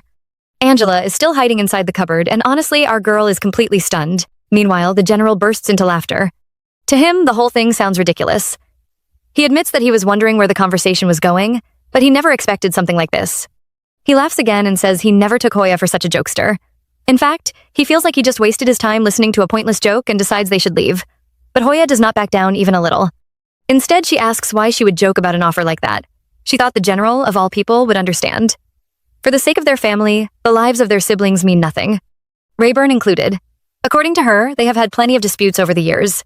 Rayburn left the main estate and built his own domain. Recently, he has even been ignoring her letters so badly that she had to get his guards involved. However, before she can continue, the general cuts her off. He has heard enough. From his point of view, Rayburn's current position is not even a threat. He could not care less what anyone plans to use him for. Besides, if the pillar of the Espalindo family suddenly disappears, who would suffer the most? Their father.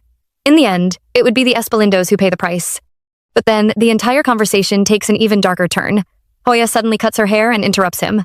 She declares that Princess Hoya Espalindo is officially dead. She will kill Rayburn and take his place. And as if that was not shocking enough, she points out that the general was never wary of Rayburn simply because of his position. The general can barely hide his surprise. Is she seriously saying she will become him? Then what happens to the princess, the other pillar of the family? Without hesitation, Hoya slams her knife into the cupboard behind her. Inside that very cupboard, Angela nearly loses her soul. Hoya coldly declares that the princess is nothing more than the prince's shadow. She does not need to exist. According to her, everyone already knew that. Even her own mother treated her like an obstacle. Her mother constantly blamed her for holding Rayburn back, blamed her for the rumors surrounding the twins, blamed her simply because she existed beside him. The bitter irony is that she was actually born first. Yet in her eyes, the princess never needed to exist at all. At that moment, even the general realizes she is completely serious. He already knew Hoya was not someone who joked around, but this is something else entirely. Looking back at the banquet where the twins openly clashed, he begins wondering if the Espalindo family he thought he knew ever truly existed. Then, suddenly, a knock interrupts everything. Someone announces that the bishop has arrived at the castle. The break is over. The general pours himself tea and admits that while he does not trust the words of an Espalindo, he is fascinated by Hoya's behavior. Because of that, he decides to extend the period for decoding the documents. He wants to continue this discussion during her longer stay at the castle. Lifting his teacup, he cannot help thinking that the twins really do share the same unreadable face. Funny bastards. He wants to see what they are planning. Before leaving, he offers her tea, but she refuses, withdraws her sword, and says she has plenty to do as well. They agree to meet again later and leave the room. Meanwhile, Angela remains hidden in the cupboard, trembling. She cannot believe any of what she has just heard. Outside, things become awkward in an entirely different way. Princess Hoya and Duke Rayburn finally meet again after the banquet. Hoya apologizes for the misunderstanding back then, while Rayburn apologizes for suddenly grabbing her earlier when he rescued her. She starts apologizing for her own actions at the banquet too, but then notices something important. The author's notebook is completely soaked. Everything is drenched. Rayburn notices her concern and asks if something is wrong, but before the conversation can go any further, he simply decides to leave. Hoya quickly stops him, worried about his condition. After all, he got soaked because of her. She suggests he come to her room and warm up before he gets sick. Unfortunately for her, Rayburn rejects the offer immediately. And just like that, an awkward silence follows. Hoya can only accept it with a quiet all right as the Duke walks away, leaving behind yet another strange and uncomfortable encounter. Prince Rayburn turns to leave and simply tells the princess to return safely. Just like that, he starts walking away, still completely soaked from earlier. The princess remains where she is, watching his back as water continues dripping from his clothes. Honestly, she is starting to get frustrated. Ever since the banquet, he has rejected every single offer she has made. At this point, it is almost embarrassing. In her eyes, his personality is impossible to deal with. There is simply no room in his heart for anything he does not care about. The question bothering her now is whether he even cares about anything at all. However, before he can get too far, she suddenly calls out to him. There is one thing he needs to know. Regarding his question about Vestia, she reveals that she wrote a document using Vestian symbols. That immediately gets his attention. He turns around and asks about the symbols, and the princess explains that from what she has seen, the general must have found the document suspicious and picked it up. She even saw scholars she had never seen before trying to decode it inside the castle. It will not be easy, but if they somehow succeed, things could become very troublesome for her. Then comes the reveal. The mysterious document everyone is worried about is actually a fanfic. Yes, a fanfic. After everything that has happened, after all the tension, all the secret meetings, all the suspicions, that is what the document turns out to be. Even Rayburn looks like he cannot believe what he just heard. Meanwhile, the princess calmly explains herself. After the banquet, she had been feeling depressed. During that time, she read the novel everyone had been talking about and found it surprisingly entertaining. Because of that, she decided to try writing one herself. The whole thing was so embarrassing that she wrote it in a code nobody would be able to understand. Hearing that, Rayburn immediately thinks of one person. Author. Meanwhile, the princess quickly reassures him that the story is not about him. He does not need to worry. She certainly did not write anything shameless like the novel she read. At that point, Rayburn can only press a hand against his face. What else is there to say? He thanks her for letting him know and prepares to leave again. But before he can go, she admits something else. She has not told anyone about this, not a single person. The only reason she is telling him is because he is her type. On top of that, she has nobody she can talk to about these things in Ludext. She knows he may not understand because he is from Ludext, and she does not want to force him. Still, if he needs new clothes, he can follow her. If that makes him uncomfortable, she can simply send an attendant with fresh clothes instead. Then she walks away. Rayburn remains standing there, silently watching her leave. As she climbs the stairs, she looks back one last time. Seriously, there is no room in that man's heart at all. He is so cold-hearted, and somehow that is exactly what she likes about him, which only makes her even more annoyed. Meanwhile, another problem is already forming in her mind. What in the world is she supposed to do about that document? Elsewhere, Angela finally emerges from the corridor, and honestly, our girl is completely overwhelmed. Everything she overheard earlier is still spinning around inside her head. Why did Princess Hoya say such terrifying things? Was she serious? Was it a lie? Should she tell Prince Rayburn? The more she thinks about it, the more confused she becomes. Then suddenly, before she can sort out her thoughts, she bumps directly into someone. Looking up, she realizes the person is completely drenched from head to toe. It is Rayburn. He casually mentions that he did not want to interrupt because she looked so serious, but asks how long she plans to wander around aimlessly. What is she so worried about? The moment Angela recognizes him, her concern completely shifts. Forget conspiracies. Forget secret meetings. Forget everything. Her prince is soaking wet. She immediately grabs his hood and demands that he take it off right now. Why is he drenched like this? He is going to catch a cold. Meanwhile, Rayburn looks completely confused by her reaction and simply asks what she is doing. Then he tells her they should go. Instantly, Angela catches something important. That was informal speech. She is not letting that slide. Before he can stop her, she pulls off the hood. Rayburn immediately asks where all that strength comes from. He actually needs the hood because he cannot have his face exposed in public. He wants it back. But Angela is already in full caretaker mode. Without hesitation, she removes part of her own clothing and places it over him instead. There. Problem solved. The weather is chilly these days, and she wants to know what in the world happened to him.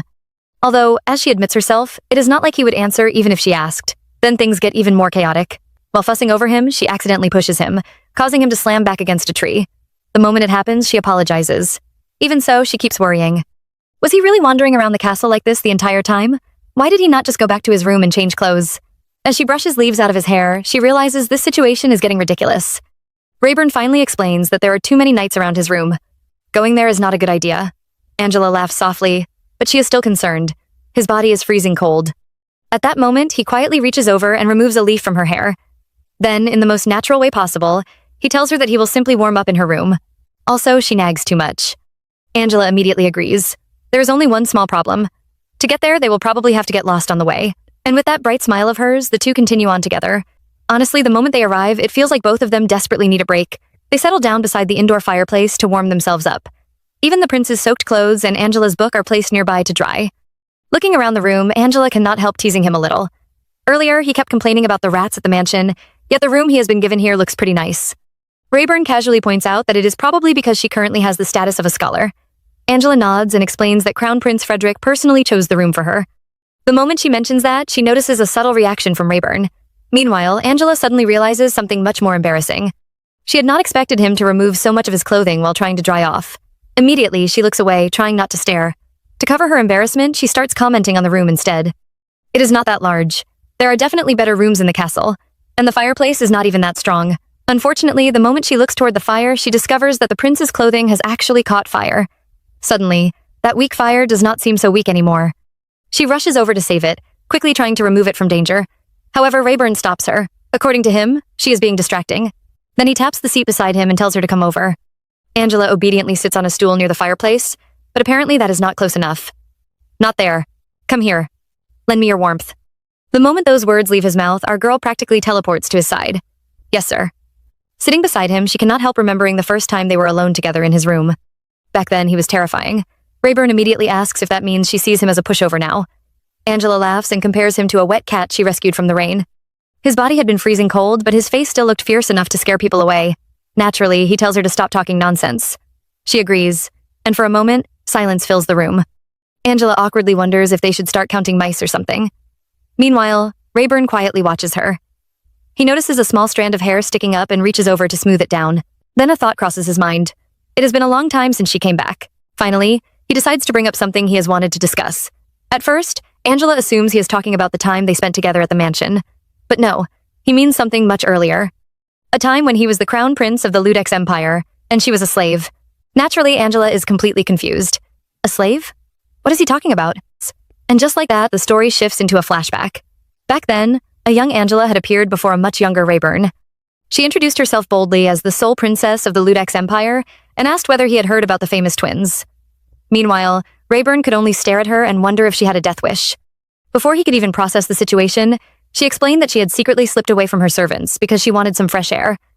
Now, she needed somewhere to hide. If he helped her, she promised she would give him a big present later. Not far away, voices could already be heard searching for her. People were frantically looking around, insisting she could not have gone very far. One person even complained that they could not believe she had jumped out of the carriage.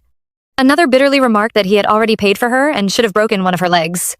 Hearing those words, Angela immediately turned toward the young prince sitting in the tree and desperately asked for help. To her surprise, he simply accepted. As you wish, Your Highness. Then he extended his hand toward her. Safe at last. Angela thanked him, admitting she had almost failed to make it back to the castle. As Rayburn watched her, she strangely reminded him of Hoya. Meanwhile, Angela was having completely different thoughts. Wow, he is really handsome. He must be the son of some rich family. Then, as expected of Angela, her attention immediately drifted somewhere else. Spotting a birdcage in his hand, she asked if he was taking care of a baby bird. Rayburn explained that he had only brought it outside for some fresh air. In his mind, however, he was already finding her unbelievably annoying. Unfortunately for him, that was only the beginning. Angela decided that if the bird was outside for fresh air, then it should be allowed out of the cage too. Before Rayburn could stop her, she opened the cage. He immediately tried to protest, warning her not to do it, but Angela did not even hesitate. She carefully picked up the baby bird and cheerfully pointed out that it must have felt stuffy being trapped inside the cage. And just like that, the strange first meeting between these two begins, with one trying to keep control of the situation and the other completely ignoring every bit of common sense in the most Angela way possible. Back in that memory, the days keep passing, yet Angela never stops showing up beneath the same tree. One day, young Rayburn climbs up with the birdcage in his hands and immediately feels relieved. She is not here today. Finally, I can rest peacefully. But before he can enjoy the silence, a face suddenly drops down from above the tree and nearly gives him a heart attack. It is Angela. Looking completely offended, she asks why he is so late. She has been waiting for days. Then she proudly drops cherries and strawberries in front of him and announces that this is the present she promised before. Apparently, she even asked the castle servants to prepare them. Then, without wasting a second, she starts talking about feeding Shuran. Meanwhile, Rayburn can tell at a glance that those fruits were obviously picked from a nearby tree. Still, Angela keeps chatting away, asking what he did today and treating him like they have been friends forever. At that point, the poor boy is already regretting helping her. Unfortunately for him, this becomes a daily event. Again and again. Every time he visits the tree with the birdcage, there she is, talking about Sharon, telling him he should set the bird free, asking endless questions. Even when it rains, she somehow appears carrying fruit like nothing is wrong. Rayburn cannot understand her at all. Why does she keep coming back? Finally, he asks directly. Her answer is so simple that it catches him off guard. She just likes listening to his stories. That is it. To her, spending time with him is enough. Meanwhile, Angela keeps running up to him every day to ask how things are going. One day he admits he fought with Hoya. Immediately, she asks if Hoya is his cat. At that point, he is too tired to argue and simply agrees. Sure, Hoya is a cat. Why not? Day after day, their strange friendship continues beneath that tree. Then one evening, Rayburn arrives in an especially terrible mood. Looking ahead, he spots someone wrapped completely in a blanket near the tree. His first thought is that Angela has somehow brought a friend this time. He is already annoyed before even getting closer. In fact, he becomes so irritated that he wonders if he should just kill her. So he walks up and bluntly orders her to stop coming there.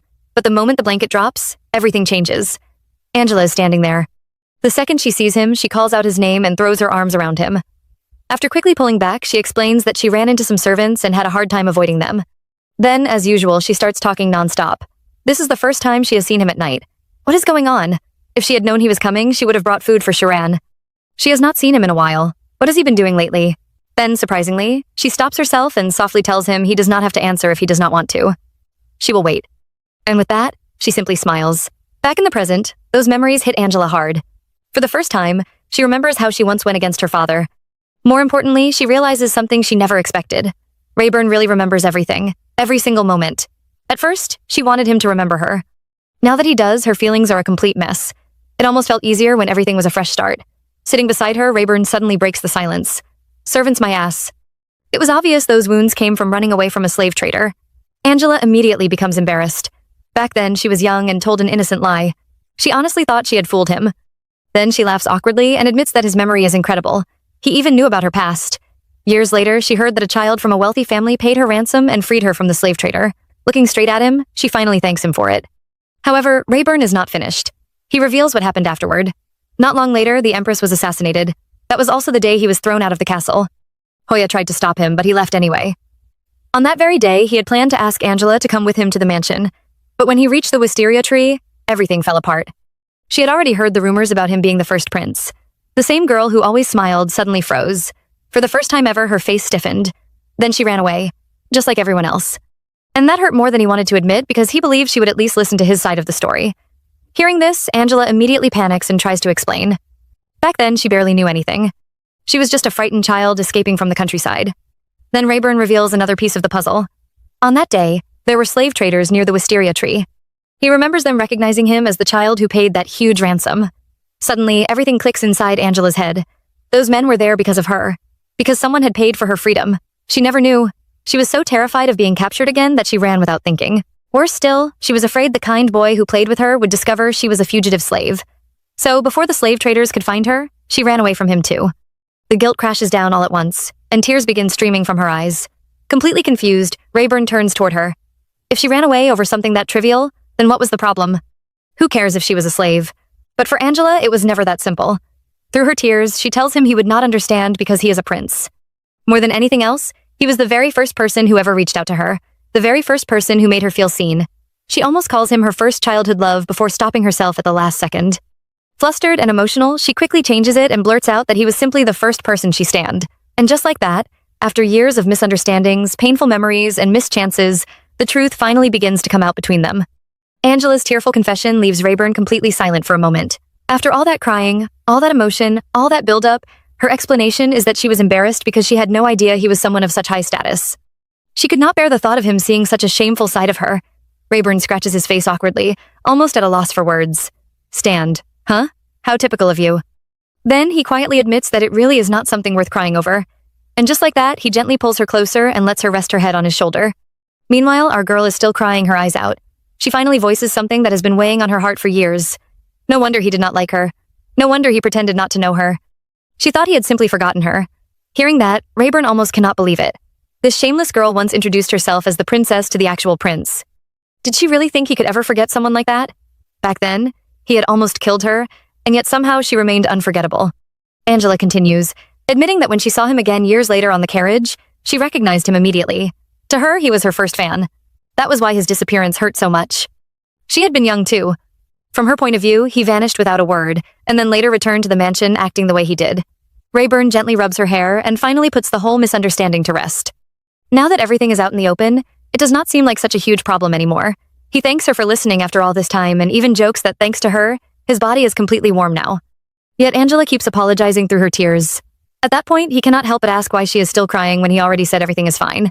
Eventually, the conversation shifts, and she asks about Sharon. From there, the two keep talking and talking until exhaustion finally catches up with Angela. Before she knows it, she falls asleep right there on the couch. The room becomes quiet. Rayburn stands and looks down at her, sleeping peacefully. For a moment, he simply watches. Then her earlier words echo in his head. The first person I stand. He lets out a small breath and shakes his head. Stand? How absurd. Yet as he brushes a strand of hair away from her face, another thought slips out. She really got his hopes up for nothing. The next morning, Angela wakes up with a swollen face from all the crying. Completely confused, she looks around the room. When did she even fall asleep? They had been talking, and then everything became a blur. The prince is gone. His clothes are gone too. For a brief second, she wonders if the entire thing was a dream. Then panic hits her. Did she seriously fall asleep in the middle of all that? Who knows what could have happened afterward? Turning around, she spots someone standing by the window and immediately calls out to Rayburn. But the figure turns, and her heart nearly jumps out of her chest. It is not Rayburn. It is Princess Hoya. And from the very first words out of Hoya's mouth, the atmosphere becomes ice cold. As expected, you were with Rayburn. Angela freezes instantly. Before she can recover, Hoya calmly invites her to come along. Then comes the line that makes her stomach drop. Or, should I say, author? Suddenly, every alarm bell in Angela's head starts ringing. Nervously swallowing, she follows behind the princess. What makes it even scarier is that this is the first time Hoya has spoken to her so casually. Somehow that feels far more threatening. Soon they arrive at a secluded location. Angela immediately thinks this place feels terrifying. Standing at the balcony, Hoya announces that they have arrived and pours a drink, inviting her to share it. Angela is trembling inside. Drinking in a place like this? Worse still, Hoya already seems to have had a few drinks herself. The smell of alcohol lingers around her. Then the princess begins speaking about the past.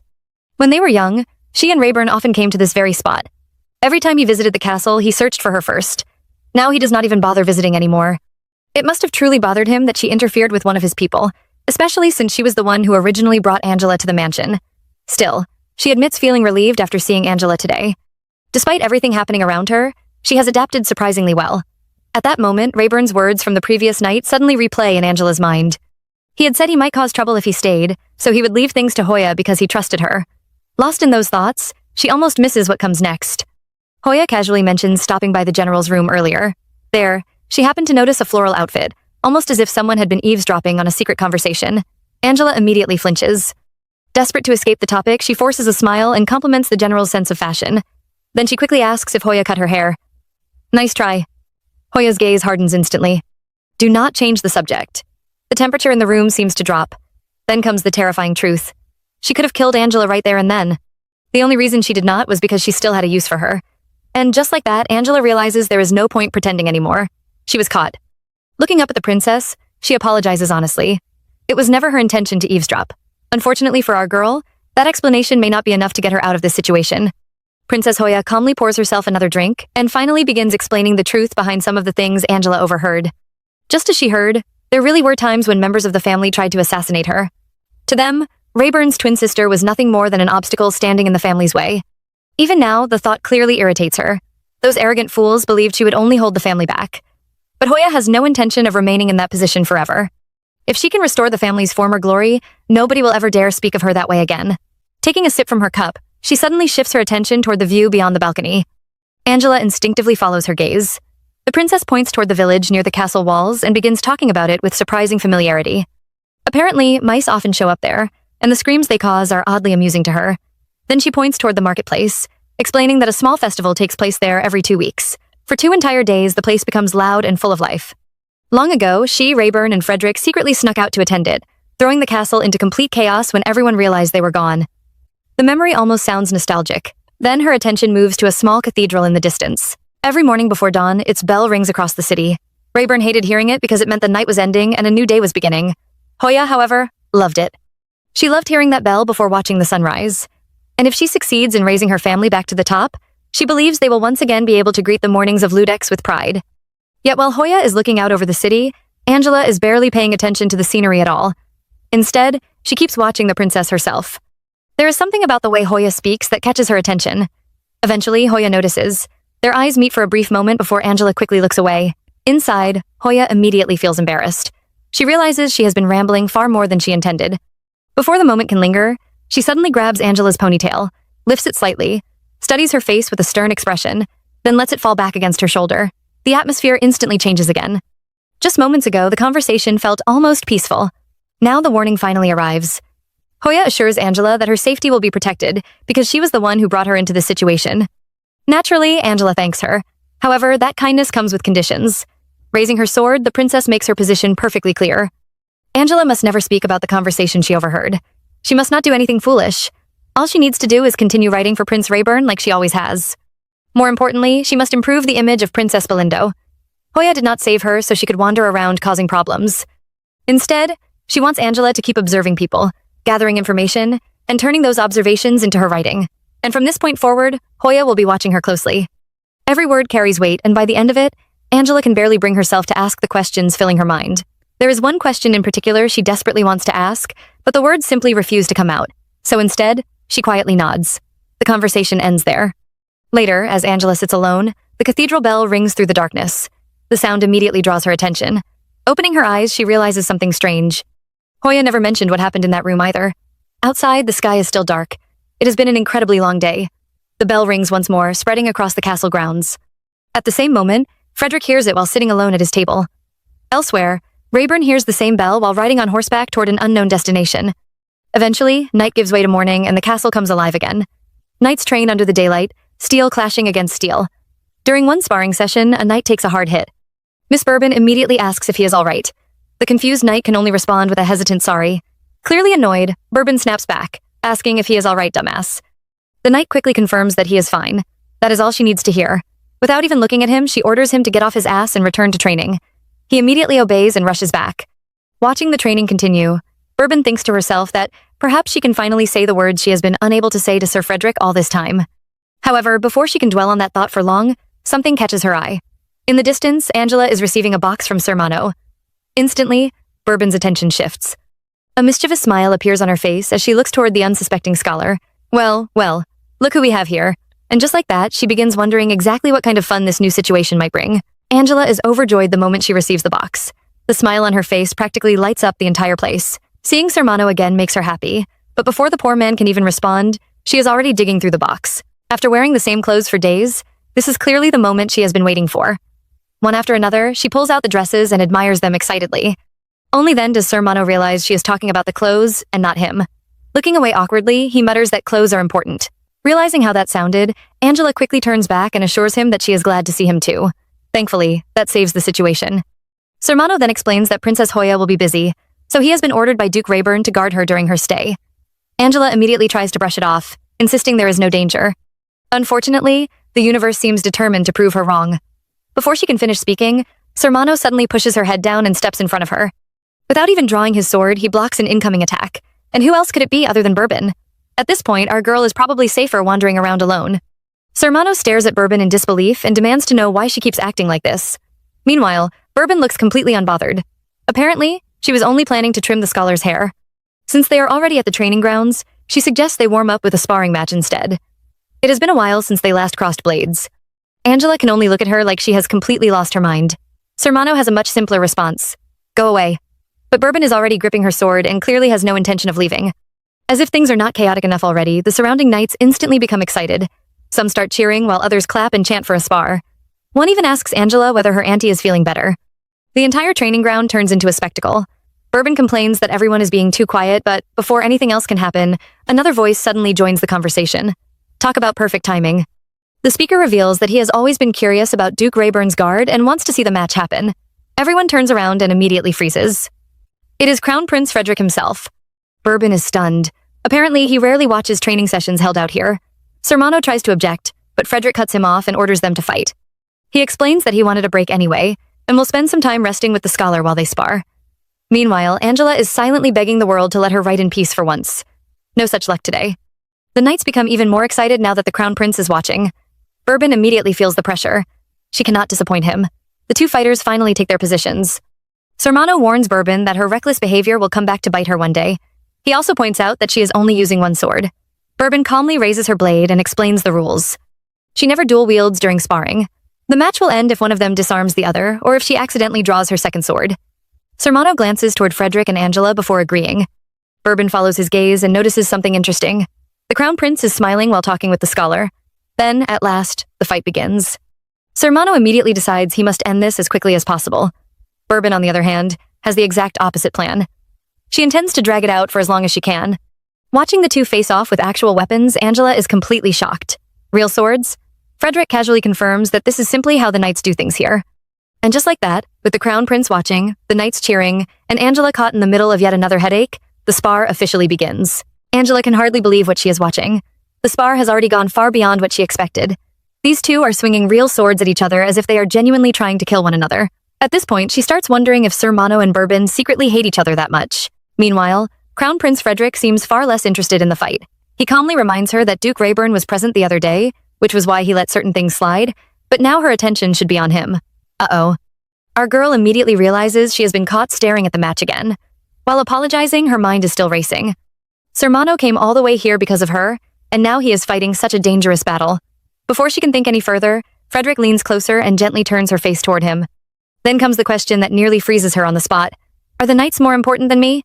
Angela quickly becomes flustered. Lowering her voice, she warns him to be careful because someone might misunderstand if he gets too close. False rumors would be bad for him. Frederick simply accepts the advice with a nod, but the moment he pulls back, Angela immediately looks away. Honestly, she is more startled than anything else. He moved so close so suddenly that she almost punched him in the stomach by reflex. And then, another thought slips into her mind. Why is everyone around here so attractive? Meanwhile, Frederick notices her reaction and silently wonders if she truly does not understand.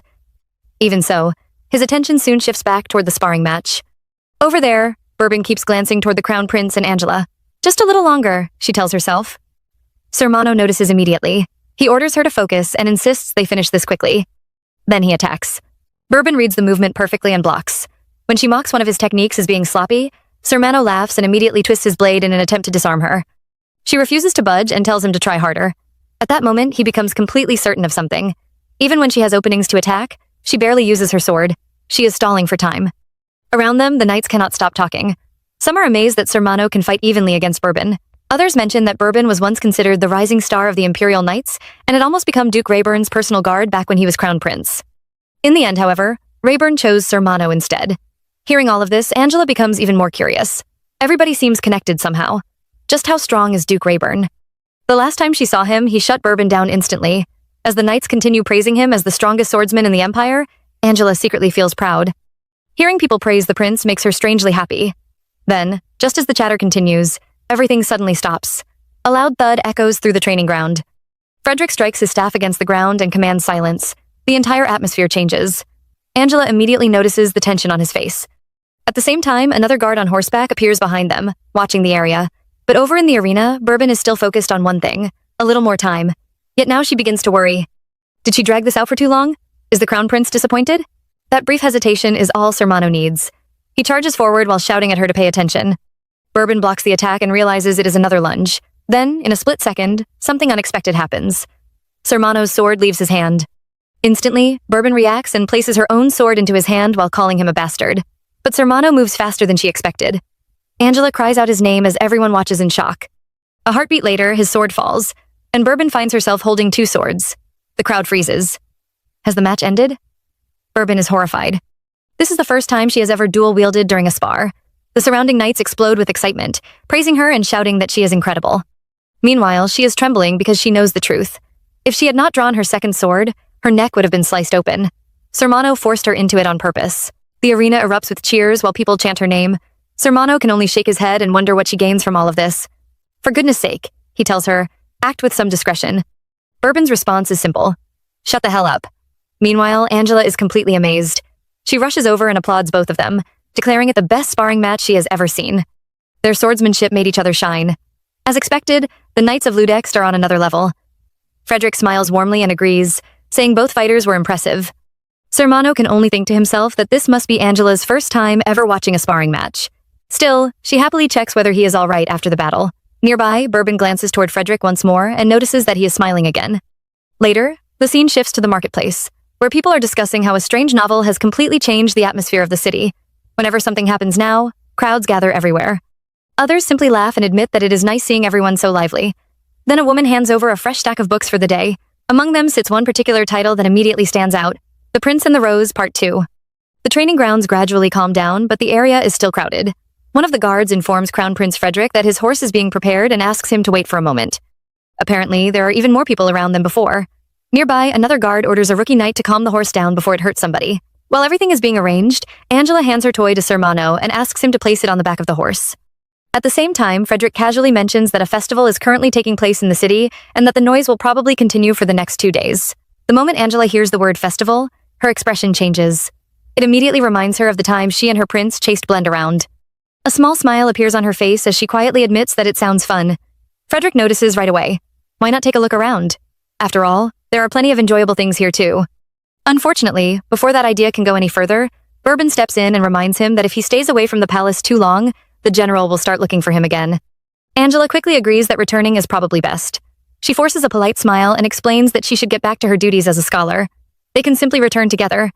Frederick studies her face for a moment, those eyes again, then his thoughts drift elsewhere. A festival, huh? Suddenly, memories begin surfacing. He notices children nearby wearing masks and remembers a long-ago conversation. Back then, Hoya had wanted to go to a festival. Young Frederick worried they would get caught, especially because his brother would not approve. But his brother had simply stood up and told him that if he did not want to get caught, he should hurry up. The memory lingers for a moment before Frederick quietly pushes it aside. Then, just as things seem peaceful, chaos erupts. While the knights are still handling the horse, several children run toward it. Startled by the commotion, the animal becomes agitated. One of the children quickly apologizes, calling a knight an old man, only for the knight to angrily protest that he is not old. Unfortunately, the noise only makes matters worse. The horse suddenly goes completely out of control. Guards immediately begin shouting warnings. Be careful! The horse is on a rampage! Everyone turns at once. Hoya, Sir Mano, Bourbon, Angela, and Frederick all see the animal charging straight toward them. Panic spreads instantly. Some of the guards hesitate, worried about touching the crown prince without permission. Surely his personal guard will step in, right? Before anyone can react further, Bourbon launches herself forward. In one swift move, she brings the horse down. However, the impact sends Frederick and Angela crashing to the ground together. The entire area freezes in shock before people rush toward them. Frederick's first concern is not himself, but Angela. He asks what she was doing just standing there. Flustered and embarrassed, she apologizes immediately, explaining that she was in such a rush. Then she quickly asks if he is all right. Looking at her, Frederick simply smiles. Angela then turns toward Bourbon and asks whether the knight is all right as well. But Bourbon's expression is completely different. Serious, cold, focused. She immediately demands to know how Angela dared to lay hands on him. Angela barely manages a response before Bourbon's attention shifts back to Frederick, asking if he is hurt. And then, completely unexpectedly, Frederick laughs. Before anyone can stop him, he grabs Angela's hand and announces that they are going to the festival together. The next thing everyone knows, the crown prince pulls her to her feet and dashes off with her, leaving no room for objections, explanations, or even a single word. Just like that, while the stunned knights watch in disbelief, Frederick and Angela disappear toward the festival. The guards panic the moment they see the crown prince run off with Angela. Your Highness! Your Highness! Everyone! Follow His Highness! But before the situation can turn into an even bigger mess, Sir Mano quickly steps in. Causing a scene in the middle of a crowded festival would only bring more attention to the crown prince and the scholar, so he suggests that they follow quietly instead.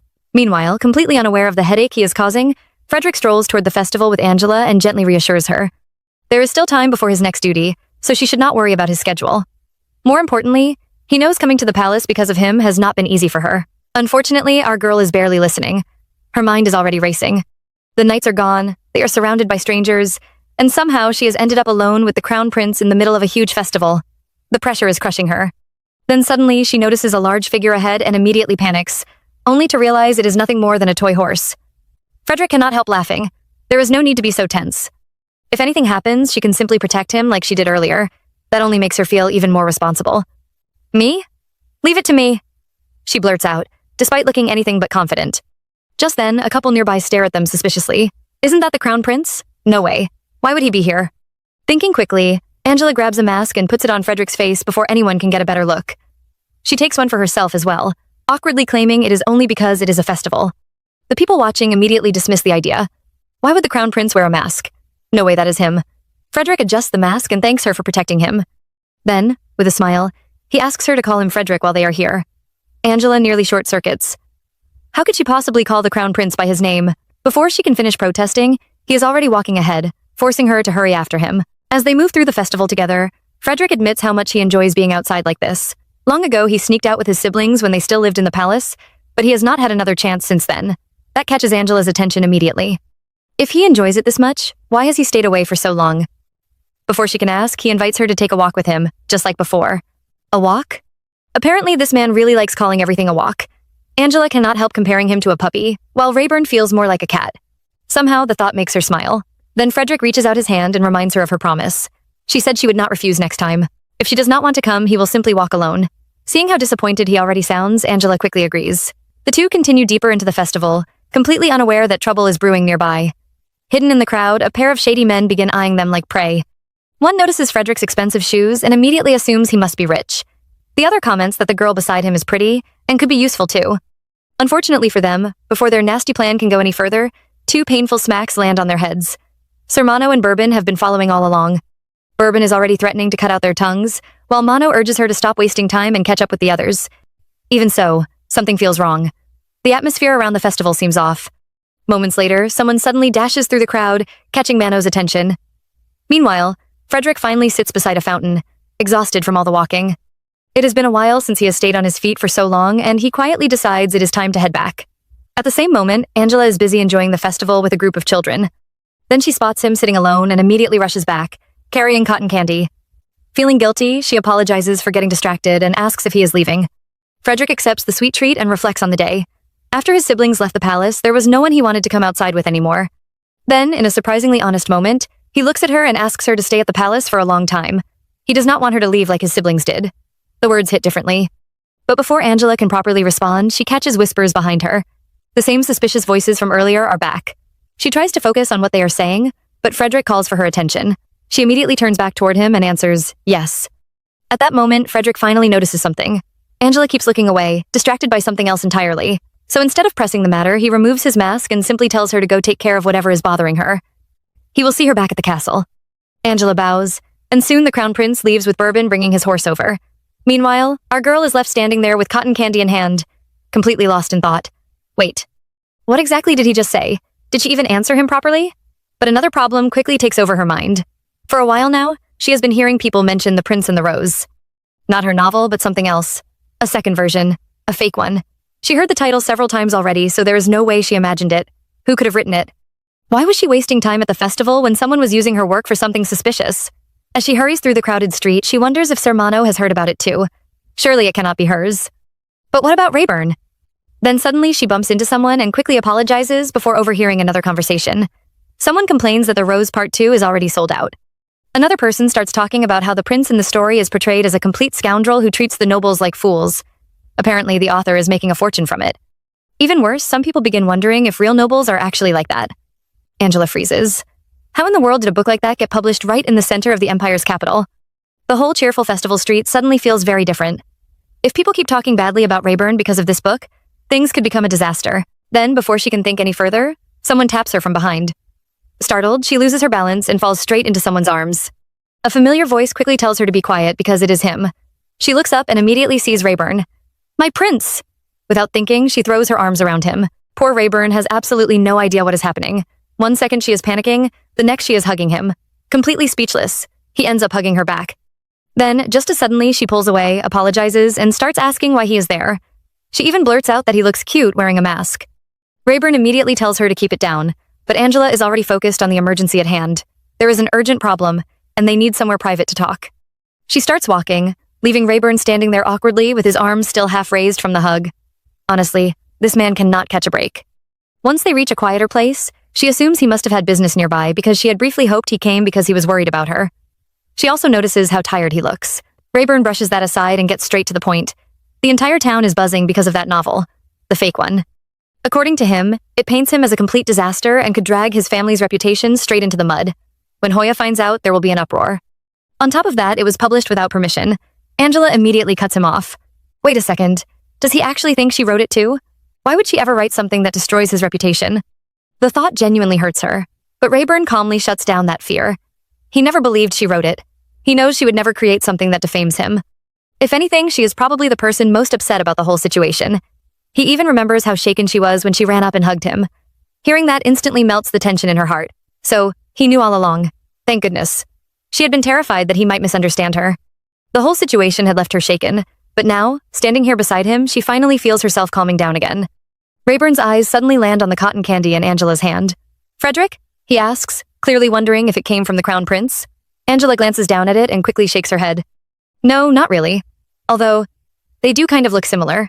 Somehow that answer does not help at all. Rayburn immediately asks why he keeps seeing her around Frederick so often. Getting too comfortable around him could be dangerous. Angela tries to explain that he is from the Schwandel family, but Rayburn corrects her right away. He is the Crown Prince. Before the conversation can go any further, he decides they can discuss it later. Then suddenly, as if this day was not chaotic enough already, someone literally drops down from above and lands right beside them. Angela instantly recognizes the newcomer. Blen! Long time no see! Not long after, Sermano arrives as well.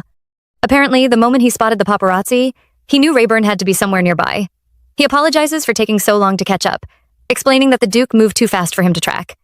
Then he turns to Angela and apologizes for abandoning his post. Losing her once before still bothers him. Angela quickly blames herself instead, but there are more urgent matters to discuss. Manhwa reveals that Angela's novel is all over the streets. Rayburn immediately clarifies that those books are fake. Suddenly, everything makes sense. No wonder something felt off. The fake books need to be dealt with as soon as possible. Meanwhile, Blen is still lying there on the ground and quietly asks how everyone is doing. Angela immediately whispers the most important question on her mind. Does he have drawings of the prince's abs? Blen's answer comes instantly. Let him go first, and they are hers. Our girl does not even hesitate. She immediately starts trying to free him. Then Blen suddenly remembers something and calls her out for using his drawings in her book without permission, specifically in Rose 2. Angela freezes. Wait, he knew she was the author this whole time? Of course he did. Blen proudly declares that his boss is the only one for him before warning her not to change the subject. Meanwhile, Sermano calmly offers to take care of the troublesome paparazzi for good. Then Blen has a realization. Wait a minute. If Volume 2 is fake, then Angela did not write it. Rayburn quietly watches everything unfold. One thing becomes very clear. Blen only talks about things that interest him. Unfortunately, now that he knows the author's identity, he has become a problem they should have dealt with long ago. The conversation somehow becomes even stranger. Angela suddenly remembers that the cover of her first novel was also one of Blen's drawings. Blen grumbles that he was furious when he discovered it and only read the book because he was angry. Then, after admitting it was actually pretty interesting and that he was thankful his drawing got used, he immediately starts yelling that he definitely was not thankful and that nobody had permission to use his work. Angela can only stare in disbelief. Wait, are these two secretly fans of each other? The answer comes so fast it practically echoes. No. Blen then complains about an unnecessary tea scene, while Angela apologizes to Rayburn and Mano because she did not know the Duke's personal knight was a man. Somehow that explanation only makes Sir Mano draw his sword again and suggest disposing of Blen once more, but Angela is not focused on any of that. Instead, she sincerely thanks him for liking her work. At first, she felt embarrassed whenever people enjoyed her writing, but now she realizes how meaningful it is. Then, with renewed determination, she proposes that they work together, find the fake author, and kick their ass. Finally, everyone is united by a common enemy. Blen immediately jumps on board and suggests stripping the imposter clean too. Better yet, he knows a place in the city center where secret dealings happen. That is where they should begin. Seeing this unexpected alliance form right before him, Rayburn decides to take charge. He orders Mano to leave the investigation to him, deal with the fake novels spreading throughout the city, and inform Hoya about everything. Mano accepts the order and leaves. Blen nearly sighs in relief. The terrifying night is finally gone. Maybe he can escape later. Unfortunately for him, that hope lasts only a few seconds. Without warning, Rayburn raises his sword and slashes. Both Angela and Blen nearly die from shock. Angela immediately screams that he almost cut off Blen's precious golden hand. Blen completely freezes in place. Then Rayburn calmly explains that Blen seems to know quite a lot about the fake novel and will be leading the way. They might need his help after all. Angela is surprised. Even with how busy he is coming too. Rayburn looks at her and delivers a statement that leaves no room for argument. She is the only person allowed to write about him. Anyone else spreading nonsense needs to be stopped immediately. And with that, the Duke declares their mission. They will find the fake author before the morning bell rings. Before that, back at the palace, Frederick finally returns and heads straight to the general's room. Even he seems a little hesitant before opening the door. Once inside, he politely announces himself, only to notice 2 cups sitting on the table. One is empty, while the other is only half finished. That alone tells him enough. Princess Hoya has been here again. At first, he assumes he is being called because of everything that happened today, but then he realizes the general seems far more focused on his older sister than anything else. Trying to lighten the mood, he asks whether the conversation went well. Unfortunately, the response is as cold as ever. The general admits he still does not trust Hoya, then immediately shifts his attention to Frederick himself, practically sighing at the sight of him. When Frederick asks what he has done wrong this time, the general brings up the new novel about Rayburn spreading across the city. Frederick already knows about it and even points out how impressive it is that a rumor spreading through town has already reached the general's ears. However, the general is not impressed. According to him, the problem should have already been solved. Another false story has appeared, and this time he believes they must make an example of the author. He argues that if word spread that the writer was executed, nobody would ever dare write about the imperial family again. Even worse, he compares Frederick to Hoya, claiming she would have handled the matter immediately. That comparison hits hard. Frederick clenches his fist and firmly rejects the idea. No, he does not need an author by his side. The conversation ends there, but the tension hangs heavily in the air. Meanwhile, far away from the palace, Angela continues her investigation alongside Rayburn and Blen. The topic suddenly shifts when Rayburn casually asks if Frederick gave her permission to call him by his name. Angela quickly explains that she would never think of doing that normally. Since they were outside the palace, she assumed the crown prince simply did not want to be addressed by his title. Before they can dwell on it, she turns her attention back to the investigation and asks Blen whether there is really a clue hidden in a place like this. To her surprise, he confidently explains that most secret dealings happen in the underground district because people must avoid the eyes of the imperial family in the city center. Then, without a trace of shame, he proudly adds that his drawings sell very well there. Angela immediately points out the obvious. Wait, aren't those illegal dealings? And is he really saying all of this in front of Rayburn? Honestly, this man has no fear. As they move deeper into the district, even Rayburn becomes interested. He has heard stories about this place before, but seeing it in person is different. It is much larger than he imagined. He even recalls hearing that prisoners of war were once kept here. Then he suddenly notices something important. Angela is still wearing the same clothes. Realizing there could be people from the castle hiding anywhere, he stops her and hands over a cape, warning that she could get into trouble if anyone recognizes her in the underground district. The moment she takes it, our girl completely freezes. Her face turns red so fast that even Rayburn notices. Confused, he asks what is wrong. She can barely respond. Seeing her stuck in place, he flicks her forehead and tells her to stop freezing because he cannot do anything with her like this. Meanwhile, Blen calls them over, announcing that their destination is finally in sight. Angela desperately tries to convince herself that her face is not red, and even mentally praises herself for holding it together. Rayburn, meanwhile, is even more confused, wondering why she suddenly reacted like that. Soon they enter a building, and Angela's eyes widen. An auction house. In the middle of the underground district. Even more shocking, it looks like a place reserved for nobles. Everywhere she looks, people seem wealthy. Blen is allowed inside without a problem, yet somehow they are not. The unfairness of it all leaves her completely stunned. Rayburn simply agrees. And just like that, instead of entering through the front like everyone else, the two end up perched high on the rafters above the hall, watching everything from the shadows as their search for the fake author continues. Before ending up on those rafters, the three of them actually tried entering through the front door like normal people. Unfortunately, that plan lasted only a few seconds. The guards stopped them immediately and demanded their family names because the auction was not open to the public. That created a very obvious problem. Rayburn could not exactly introduce himself by family name. Angela did not even have one to give, and the whole thing came to a dead end. Thankfully, Blen stepped forward with all the confidence in the world and told them to leave everything to him. And his brilliant solution? They broke in through a window. Honestly, only Blen could say that with a straight face. Now sitting high above the hall on the wooden rafters, Angela looks down at the crowd while worrying about something completely different. Forget the fake author for a second. She is still thinking about those drawings and wondering whether Blen will escape before she gets them. Meanwhile, Rayburn watches her balancing up there and warns that she is going to fall. He asks whether she recognizes anyone in the crowd, but that is easier said than done. Everyone is wearing masks, making it nearly impossible to identify faces. Besides, Angela is not even convinced the fake author would be reckless enough to come here and sell the original copy of the sequel. Rayburn, however, points out that somebody already came here to sell her original manuscript before, so it is not impossible. Hearing that reminds her of the middleman from before. She had completely forgotten about him. Still, she cannot help feeling a little thankful.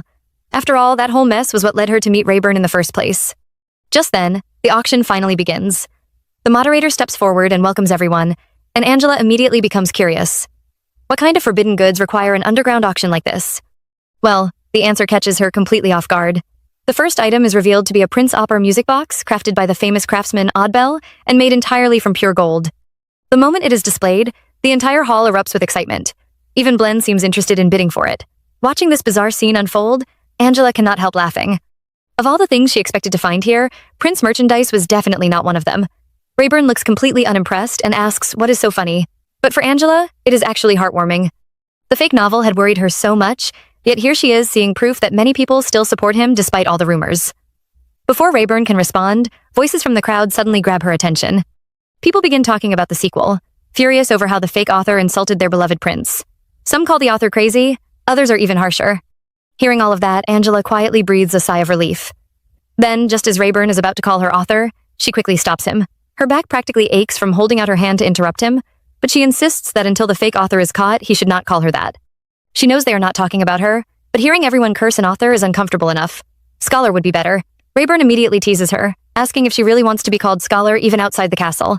How shameless. The two share a quiet laugh, and then something changes. A memory from their younger days flashes through Rayburn's mind. After a brief silence, he softly calls her Angela instead. The simple sound of her name catches her off guard. It is only a name, yet somehow it feels completely different. She accepts it and replies that if he is fine with it, then that is enough for her. But Rayburn is not finished.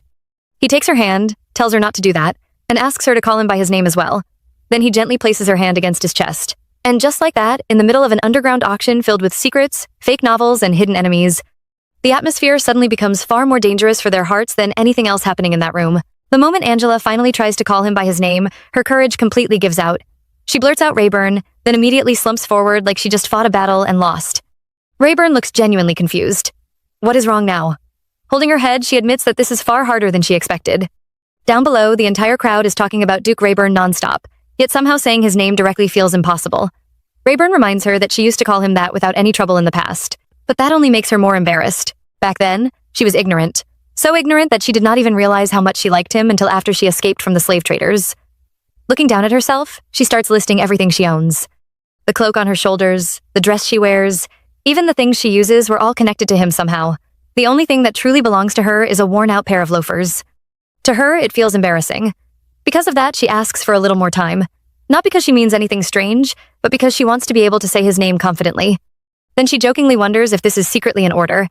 Rayburn simply tells her that he will wait.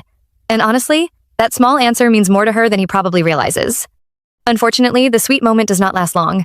The auction moderator suddenly announces the final item of the night. The hall instantly becomes silent. It is the original copy of The Prince and the Rose Volume 2, written by the mysterious author everyone has been talking about. Even more shocking, the winning bidder will supposedly receive the author's personal signature. Angela immediately looks down in disbelief. It is really here. While some nobles question who would even buy such a thing, the bidding starts anyway. 200, 250, 280. The numbers climb higher and higher as excitement fills the room. At the same time, Angela suddenly realizes something else. Glenn is gone. Did that fool run away? She tries to focus on the fake author instead, while Rayburn studies the crowd below. He cannot stop thinking that Glenn may have been working for someone else all along. Maybe he should have dealt with him much earlier. Maybe trusting people really is a mistake. Then things start moving very quickly. Rayburn grabs Angela's hand and pulls her to her feet, intending to investigate further. She immediately volunteers to go with him and check the situation from the front. Hearing her call him my prince again brings a small feeling of happiness, and together they continue watching the crowd below. The bright lights make it difficult to read people's expressions, which frustrates Angela because she hoped to spot suspicious reactions. Rayburn points out something else instead. Many people want the book because they believe she wrote it. If it were truly her novel being sold, she could buy countless dresses and still have money left over.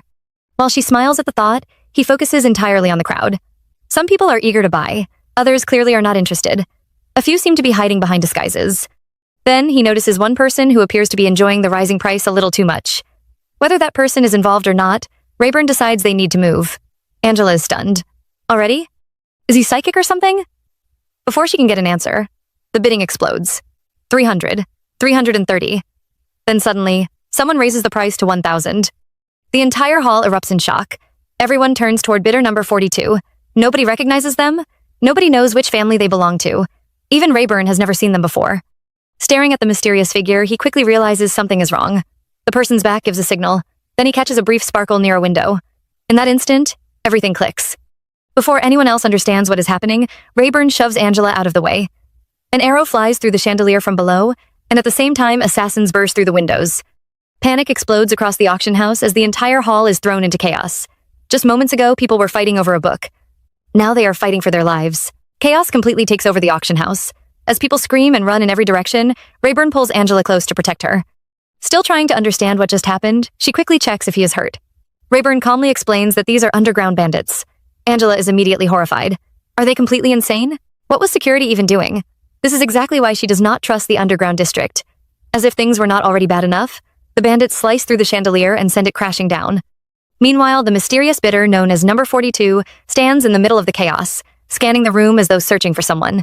Then the suspected fake author rushes up to him, desperately reminding him that he still has to pay that enormous winning bid before leaving. Instead of paying, the bidder casually remarks that the author seems surprisingly attached to the auction and asks if he is the writer himself. At the same time, one of the bandits reports that their side has been secured. Number 42 immediately takes charge, ordering them to grab everything valuable before the guards arrive. Then he grabs the suspected author by the shirt and drags him along. The poor man protests and demands to know who he is dealing with, but it is already too late. Watching everything unfold, Rayburn becomes certain of one thing. That man is definitely connected to the fake novel. They just need to follow him. Unfortunately, trouble finds them before they can move. A bandit suddenly appears behind Rayburn, demanding to know who he is. Before he can react, Angela launches a box of toys straight at the attacker while shouting for her prince to watch out. Even she is shocked by what she just did. Out of all the things she could have used as a weapon, it had to be another box filled with prince merchandise. Rayburn stares at her in confusion, but she quickly explains that someone was charging at him with a sword. He reassures her that he is fine, then immediately throws the same toy box at another bandit sneaking up behind her. According to him, those goods were probably illegal anyway. Angela is not even talking about the toys anymore. She is worried about him. Around them, the bandits begin noticing their men dropping one after another and start calling each other idiots.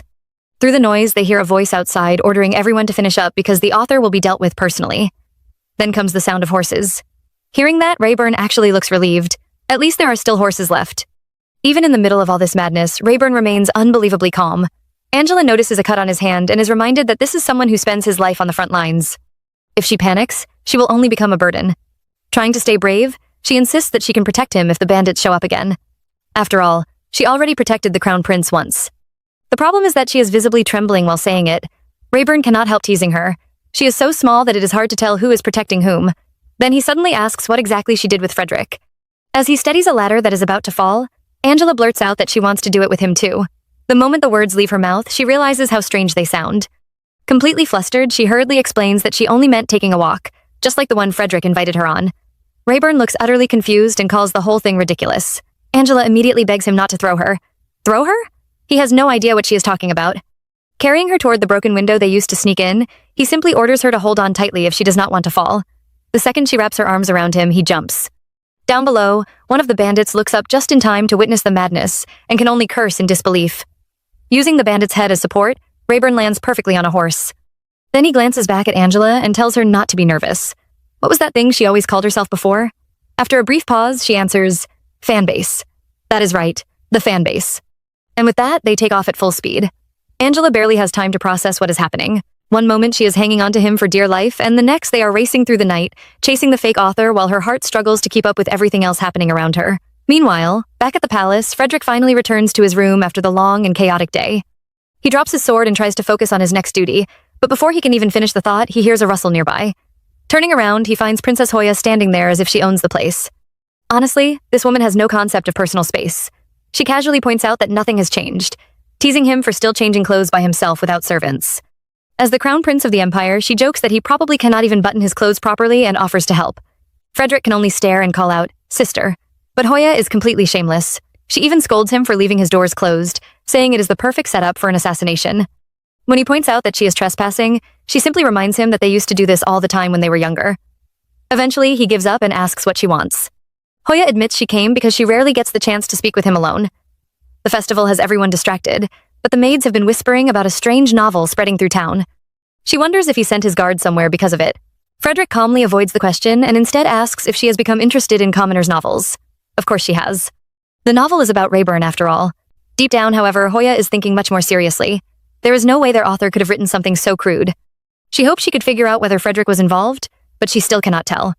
Worse, she still does not know if he is aware that the author is currently with them. Realizing she cannot push further, she changes the subject and comments that everyone seems to be bothering him lately. Frederick answers with a dry smile that someone is bothering him right now. Hoya laughs, promising she will leave soon. Then, however, she asks a question that changes the entire mood. Is being crown prince too much for him? What would he think about her returning to the castle and becoming crown prince instead? The moment hangs in the air. Frederick repeats the words slowly. As the crown prince?